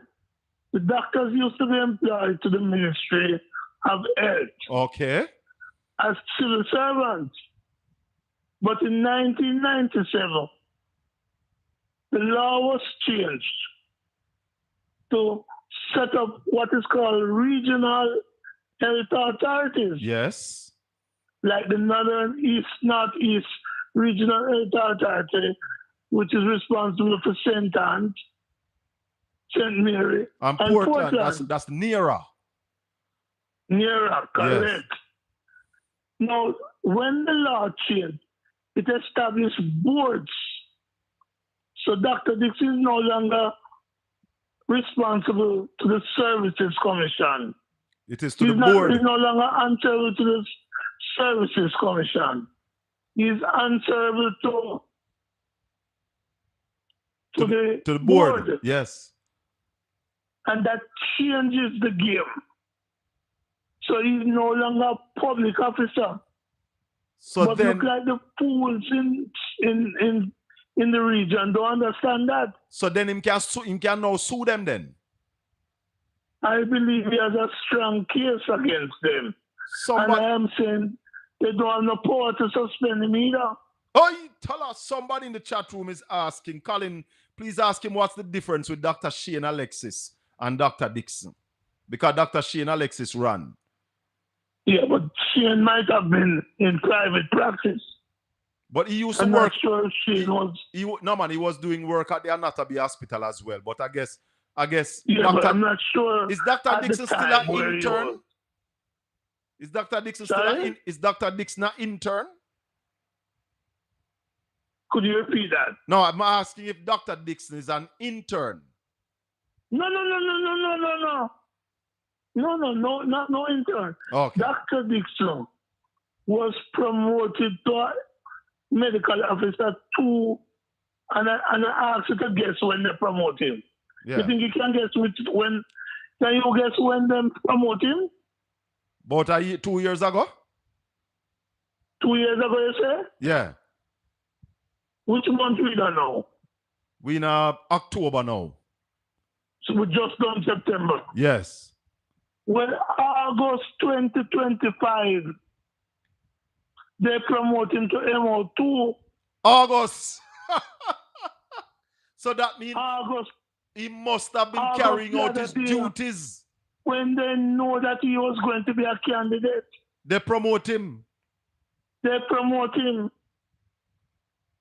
August 2025. This year. How will you not say? Less than 2 months ago. Wow. And them can't, and Collin, them can't challenge me because I know the facts. Well, you're not talk without facts, Lambert. You don't do that. Right. Me know the facts. Them can't tell me. August this year. They promoted him. They promote him to from grade 1 to grade 2. Right? He's not no intern. I'm going to call him. He's my friend, you know. My brethren. Huh? I'm going to call him. I didn't want to call him because the case is hot and maybe he don't want to talk. Yes, and he not want to talk. But no, but I will call him personally. Personally. They can't lock up my mouth. Yes. Yes. And I'm saying it again. One, what they're doing to him is against the law. Yes. Two, it is also against the biggest law, the Constitution. Yes.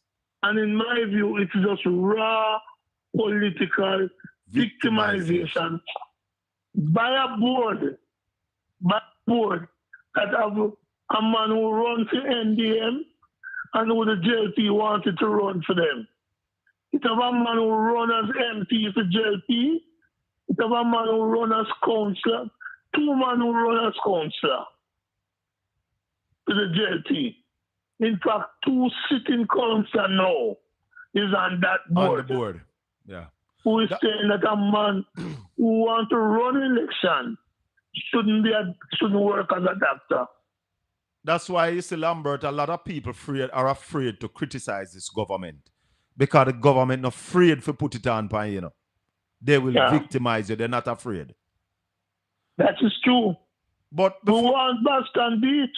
You see, and that is that is straight political victimization. Like I told somebody a while ago in Lambert, when the government set up Boston Beach and wanted somebody to manage it, nobody wanted it, you know.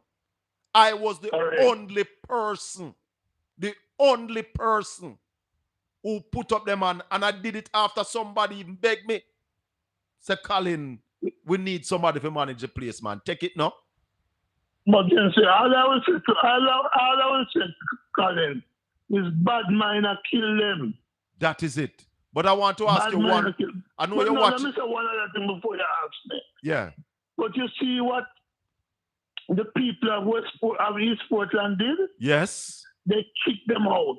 Right and out. And those who are working against Dr. Dixon, yes, eventually they will be kicked out too. Definitely. Yeah, I'm sorry, you ask a question. Yeah, and I know you're watching your game, so this is going to be my final question to you. The leader of opposition and the president of the People's National Party said that in that meeting with Delroy Chuck, if Andrew Holness want to meet, let's meet. What are your views? Well, put it this way. The Prime Minister is stupid. If you're writing to the leader of the opposition, then the leader of the opposition is equivalent to, in fact, the leader of the opposition is paid more than the minister. So if you're serious, you want to have a meeting with the heads and the heads. Yes. Head of the government and the head of the opposition. That's my view. If Mark Golden had agreed to meet with Delroy Chuck, Mark Golden would be saying, I am less than who I the am. opposition leader. Yes. If one is want a meeting with Delroy Chuck and somebody in the PNP, that has to be the justice person in the PNP. Zelika Jess. Or the person other than the leader of the opposition who is assigned to deal with the Constitution. Yes. So one has made a bad move, and Mark Golden has been generous enough to say to the Prime Minister, reconsider your views. Yes. If you're really serious, let you and I meet. And when you and I meet, you can then bring in Delroy, and I can bring in somebody else. Zelika and Jess. Send the two of them go meet. Afterwards. That's how we operate. Yeah, man. The president of a country don't meet with a minister of another country. You understand me? It has to be at the presidential level. Yes. Or the prime ministerial level. That is basic protocol. But this government badness don't understand that. What you said to somebody who is saying Delroy Chuck is the Minister of Justice and Mark Golden is the person in charge of the Mark Golden, and let me say to the idiot that Mark Golden is not the shadow minister for justice. Mark Golden is the shadow minister for defense, and he's also in charge of constitutional changes. Zelika Jess, hold on, let me just tell this fool. Zelika Jess is the shadow minister for justice. Go ahead, Lambert. And the protocol would require, if you want a ministerial conversation, let it be with the minister and the shadow minister. Yes. Yes. If you want to talk seriously as leaders, then let us come meet as leaders. It happened through the Vale Royal talks. Definitely. Leader and leader. Lambert Siaga and Manley. Yes. Patterson and Siaga. Portia and Bruce. Correct. Yeah. Andrew and Mark. Andrew and Mark. I'm going to make you go watch back your football. Think himself too big. You understand? Bro, God boss. Yeah. Mark, I forgot get some. Is too smart for them. Mark, I forgot get some for my godpa theme name. Yeah. Mark did the right thing. Blessings, my brother. Thanks for the quick. Thanks for the quick call. One love. But as I say, Mark is right. The JLP politicians want to fire a doctor who served patients same life because he dared to run against one of their own. Yeah, man. Not right.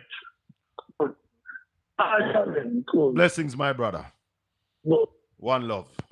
Lambert Brown, Senator Lambert Brown. When you talk about the labor laws of Jamaica, this is a man that is au fait with the labor laws. And let me tell the people in the chat room something. It's one reason why when him said no evil to Portland, whatever his name, is one reason why I'm over here, you know. Because him learn a lot of things. Him learn a lot of things here on Portland Spice TV. And we continue to teach Minister of Justice and Constitutional Affairs. That's Delroy Chuck. Mark Golden is the president of the People's National Party and the leader of opposition.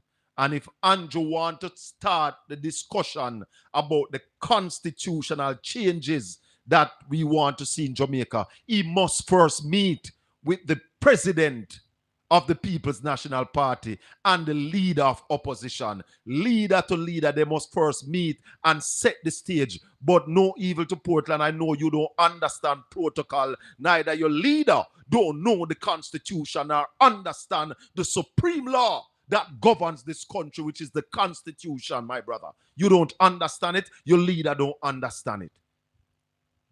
So,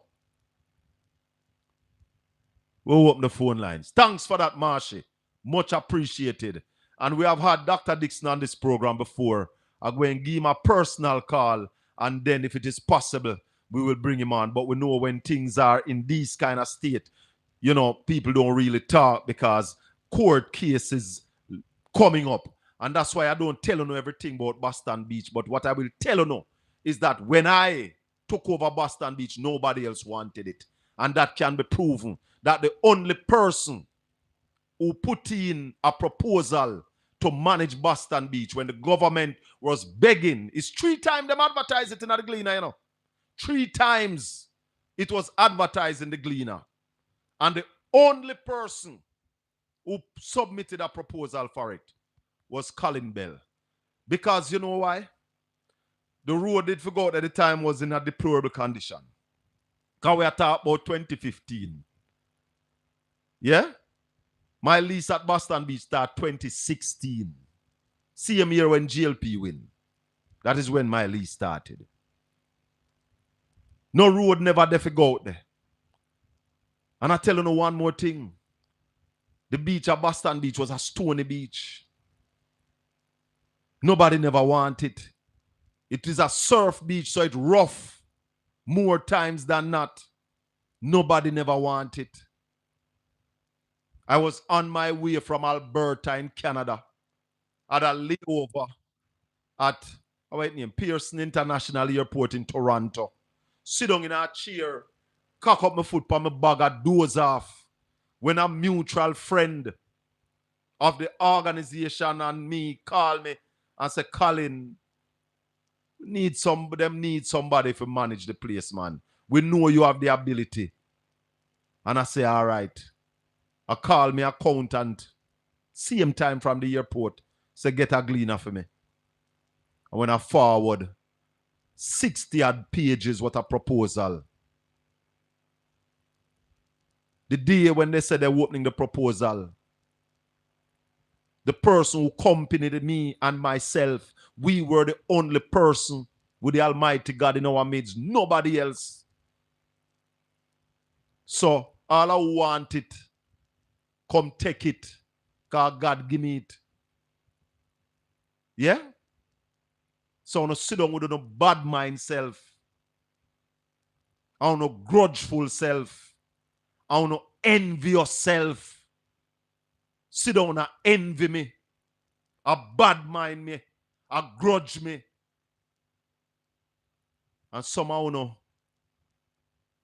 me forgive you because you don't even know. Somehow you don't even know a Boston Beach there. Where I talk. You just a follow politics. Yeah, I know I don't owe them no explanation.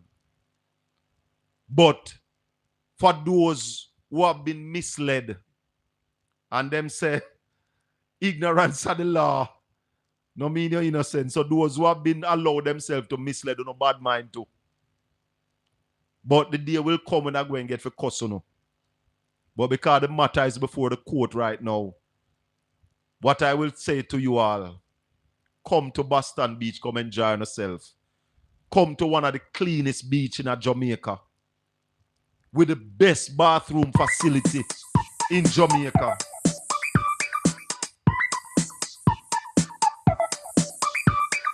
Head boy, enter. Collin Bell. Me there with me whip in my hand.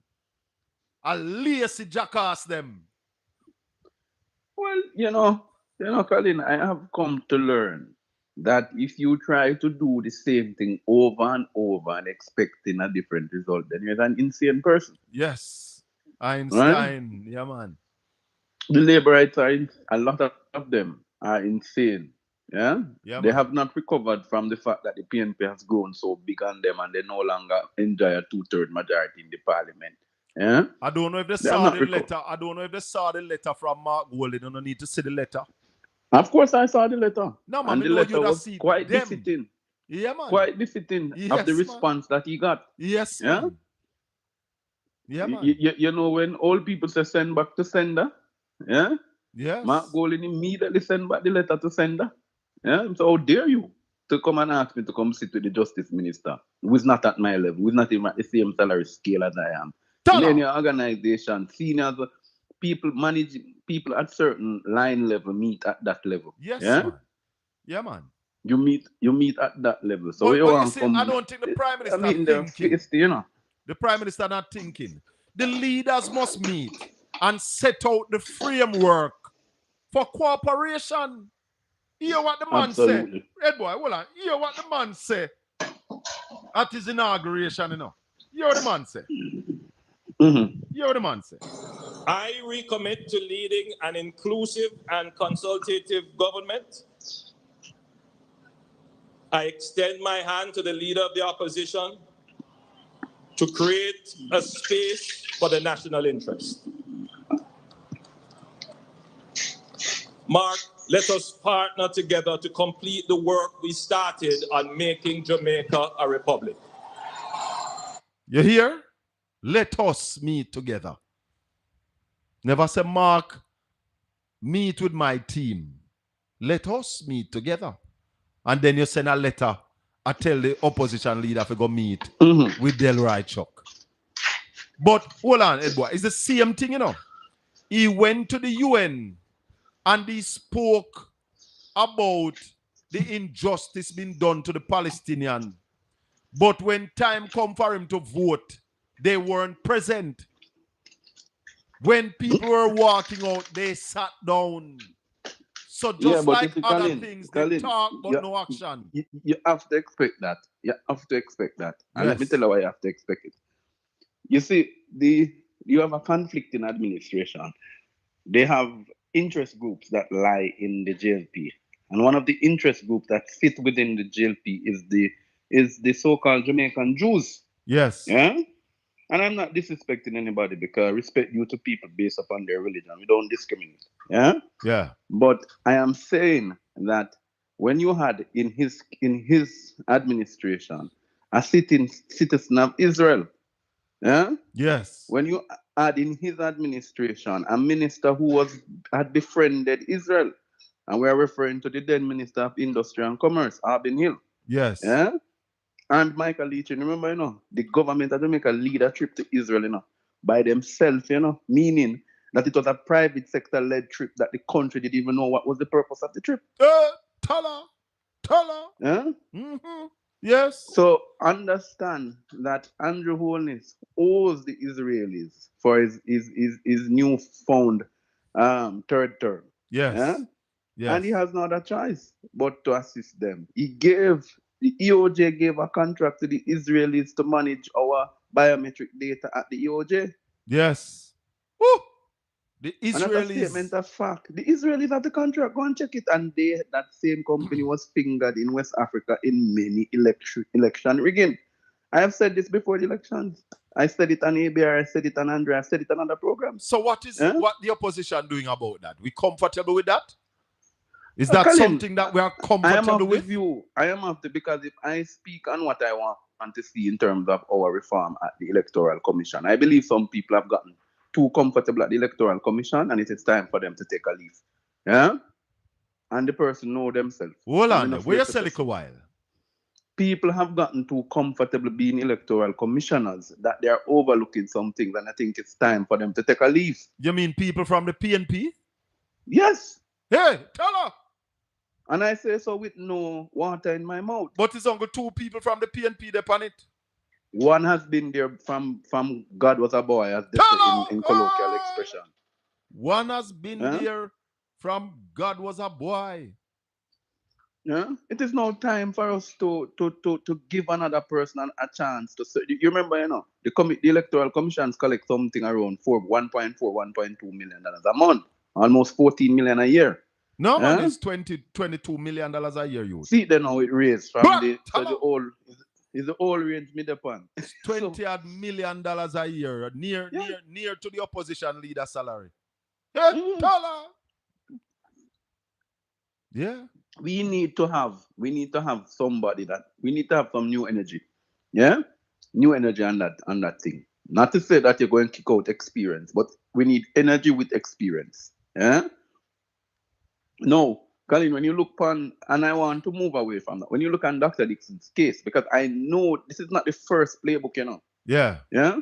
We had this running with Wayne Chen and Christoph Tan in 2016 after them fired Desmond, after they tried to interdict Desmond Brennan, the candidate then in North Central Clarendon. Desmond who? Brennan. Was a Dr. doctor? Brennan. Oh, so yes. He ran on that. So this is something them do already. This is something, so people need to understand this is not the first. They did it in 2016 and the people of Chapelton stood up to them. You know what them do? Yeah. Them transfer Brennan who lives in Chapelton. You know Clarendon. Yeah. Shaka. The man live up at CC, right? Clarendon College. Yeah. And them transfer him from Clarendon College to Lionel Town. For pressure him. Punishment. But what a good thing that was trained in Cuba that never in Russia that never frightened him. Exactly. Yeah. So, and he went. So I'm saying this is being done. And I like where Lammy pointed it out because I pointed it out the other day to somebody. It's a board of all political people, Well, that's how the boards are. Yeah, but when you have a sitting councillor and you have two sitting councillors, one former MP, yeah, and Wayne Chen, who was a pleaser to the minister. I would have said I would have said something in a colloquial expression, but I won't bother. Yeah. And when Wayne Chen came to the meeting, Shaka, nobody can tell me because my dad the meeting. Yeah. We asked him the question: what is so important? Because they were planning that's when they shut down the Chapelton Hospital, Right? What is so important that an immediate now that you have to shut down the hospital? Them can't get a justification. Right? Yeah. They were upset that the man had gotten too much inroad in the constituency. Oh. And it's the same playbook. It's the same playbook. And Wayne Chen, you are a nasty man. Very dirty man. Yeah? You are very, very low. You have something low. Yeah? Because if every minute this happens, it means if you are the helm of the boat, it must mean this is your modus operandi. Whoa. Yeah? Victimization. Because threatening the young youth. The young youth, you know, imagine that. Yeah. A lot of young men in Jamaica not doing nothing now. Let me tell you something. Right? Let me tell you something. Then go and lose down there.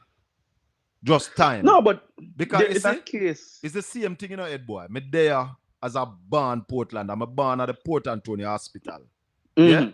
And then me see this lady come from St. Elizabeth. And Portlanders take her in with open arms. Not me.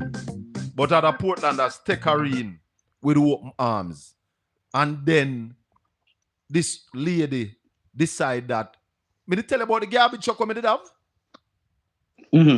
Me go England and buy a garbage truck, you know. Because Portland wanted garbage truck, them never have enough.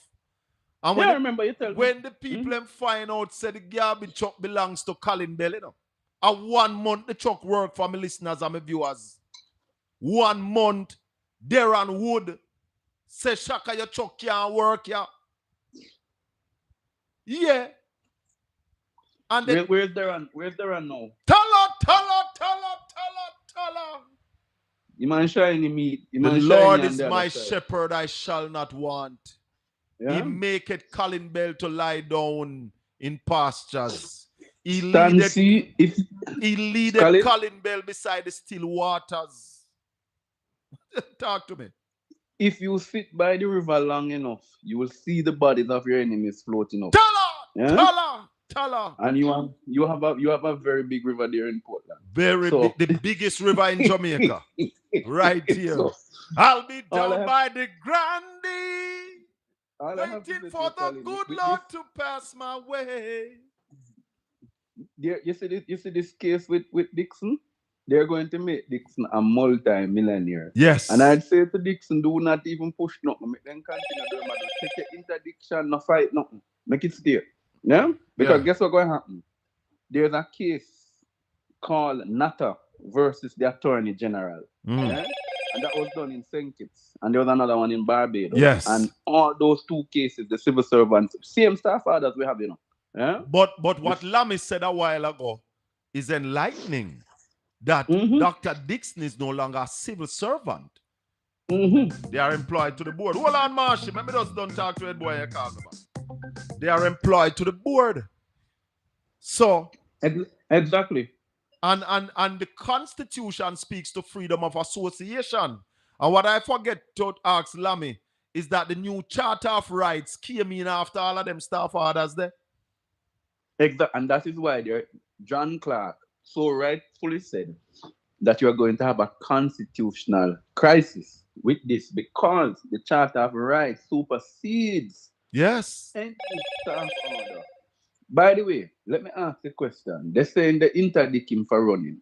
Did Dr. Dixon go to work every day? Yes, he did. Tell her. Did he perform his duties? Yes, he did. Did he miss? Was he absent from Maple Hospital? No.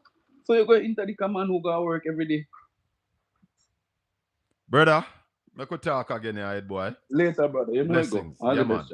Marshy, all back at me then now, Marshy. Let me chat to you before we wrap up the show. Because the Lord Jesus Christ anointed Collin Anthony Bell head with oil. Collin Anthony Bell cup runneth over. Surely goodness and mercy shall follow Collin Anthony Bell all the days of my life. And Collin Anthony Bell will dwell in the house of the Lord Jesus Christ forever and ever. Romian Virgo. I want Romian Virgo and Agent Sasko said, dirty heart can't wash with soap. Bad mind no have no antidote.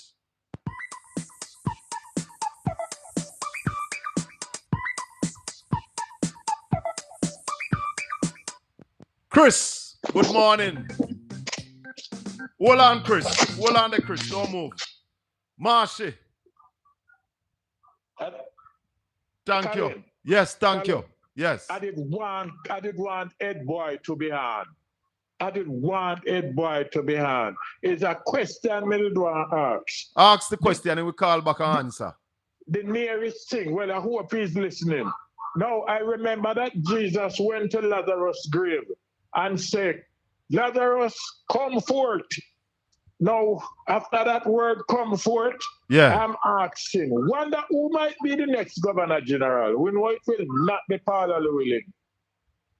Whoops. What do you think? The Governor General ready to go? Just call, make Ed Boy call back and answer the question there. Who will be the next? Ed Boy call and tell you who will be the next Governor General. All right, Marshy. Yeah. And thanks for the heads up there. Yes, good. Yeah, man. We have a caller holding. Caller, good morning. Go ahead. Hello, good morning. You ready, Collin? Yes, man. I'm hearing you. Go ahead. I'm going to ask you a favor, you see? Yes. There's a gentleman who was born in Trelawney, Duansville to exact. He also went to Carmel College, represent Carmel College in the champs, and he went to Cuba and did medicine. You know what I'm talking about? No, me not pick up. He was born in Duansville in Trelawney. Me not pick up how. Tell me how. Linville, Bloomfield. Bloomfield. Yes. Yeah. Yes. Can you do me a favor? What is that? Can you put this picture up behind you when you're having your show until we get justice for him? I will put it up sometimes. I'm not going to tell us I'm going to have it up all the while, but I will put it up sometime. Okay. All right, my brother. Thank you. He's a very honest young man. Yeah. He's very honest, very intelligent. Yes. And he should be given justice. And somebody who love people. Love people. Yes, man. That's somebody I know, you know? Yeah, man. Respect. You know, man, he also was I think he got 9 subjects in A-level and whatever. Okay, I don't know that detail. It was a very bright bloke. Yeah, man, a humanitarian. Yeah, so I just put the picture behind your show until we can just justify him. All right, sir. Enough respect. Take care. All right. So let me just say this before we go. I want to invite all of what talk about Boston Beach. Boston Beach is open every day from 10 a.m. to 5 p.m. We charge an entry fee of $500 per person. Children under 4 years old, free. Unlike other beaches, if you intend to carry your food, we don't stop you. You can carry your food and your drinks. We provide clean bathrooms. We provide a clean environment. We provide shower for you to wash off. We provide lifeguard. Yeah? So when you come to Boston Beach, you come in dignity. Before we open in the mornings, the pedestrian gate is open. And hold on. Nobody who lives in the community of Boston, boy, no pay if you come to Boston Beach. We have 8 full-time employees that works on the beach. And the people who are at the gate know the people who come from Boston because they are from Boston. So we employ community people to keep the place clean, to keep the bathroom tidy. And anybody who come to Boston Beach will tell you that those bathrooms are clean right through the day. Yeah? And as me say, when you come, hold on, caller, you can carry your food, you carry your blanket. We provide proper security, you're safe. Yeah? And when we close at 5 or 6 o'clock in the evening, the pedestrian gate remain open. So anybody who want to go beach can go beach. So for those of you who are inquiring, come visit Boston Beach. Most of the time, me up there play music, entertain the people, at no extra cost. It is a lovely place. The problem is those bad mind people never see that it could be what it is now.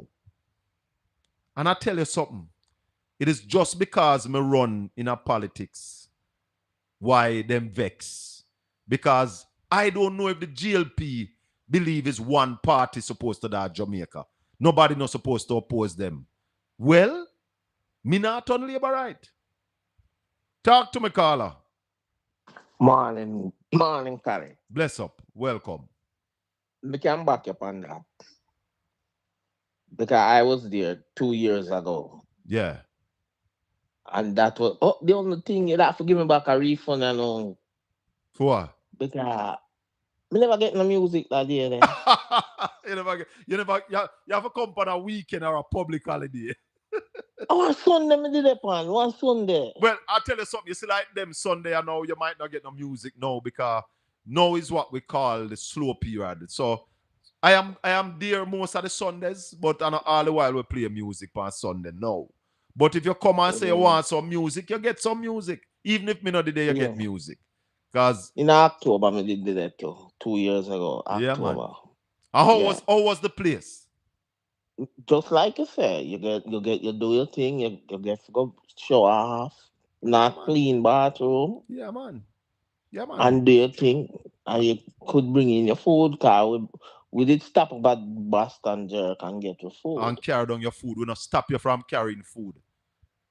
Yeah, we never get stopped. We just what we charge is what we call a beach maintenance fee. Yeah, I go there years ago, years ago when I was going to school. And I hear you talk about it, and when I come to Jamaica 2 years ago, I said, I need to go there. Just to see.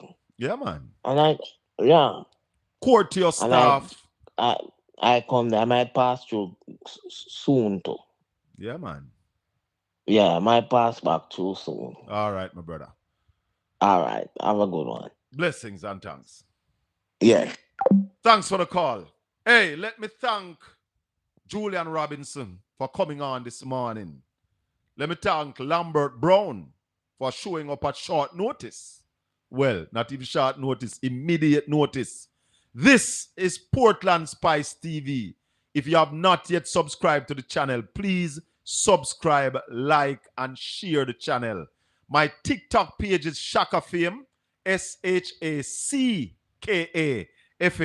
Shaka Fame at TikTok. Touch it plus, no? Touch it plus. Touch it, man. Yeah, man. And check out the Portland Spice TV because we are not always on TikTok, but every Saturday morning, Tuesday evening, and Wednesday evening, 4 to 6, we are on Portland Spice TV, giving information, educating the people. That's what we do here. We speak the truth and nothing but the truth, so help me God. Yes, we know there are many lies and many liars, but we stick with the truth because truth is consistent. Truth is easy to remember. Yeah, man. One love, my people. Bless upon yourself. May the good Lord continue to bless and keep you all. Make his face shine upon you and be gracious unto you. The Lord lift up his light and give you his peace. Until we meet again. Collin Bell saying, God bless you. Yeah, man. And you know what? Gilly, big up yourself. Gilly always down Boston Beach. Every time Gilly come at Jamaica, Gilly come link me and spend some time and we'll have a drink and all of them things. The coach, you always a call when the show done. What happened? Collin. Where I say? When me want you to talk to your Isaac about, people, the caretaker, they must start numerate people. The caretaker, they must start numeration. Because remember, when February come at 2 years for the parish council, and him want him counsel them. So him to start the numeration from now. Yes, sir. All right, bless up yourself, brother. One love, my brother. All right, people. Thanks, everybody, for watching. Remember to join us Tuesday evening. We'll be live again. One love.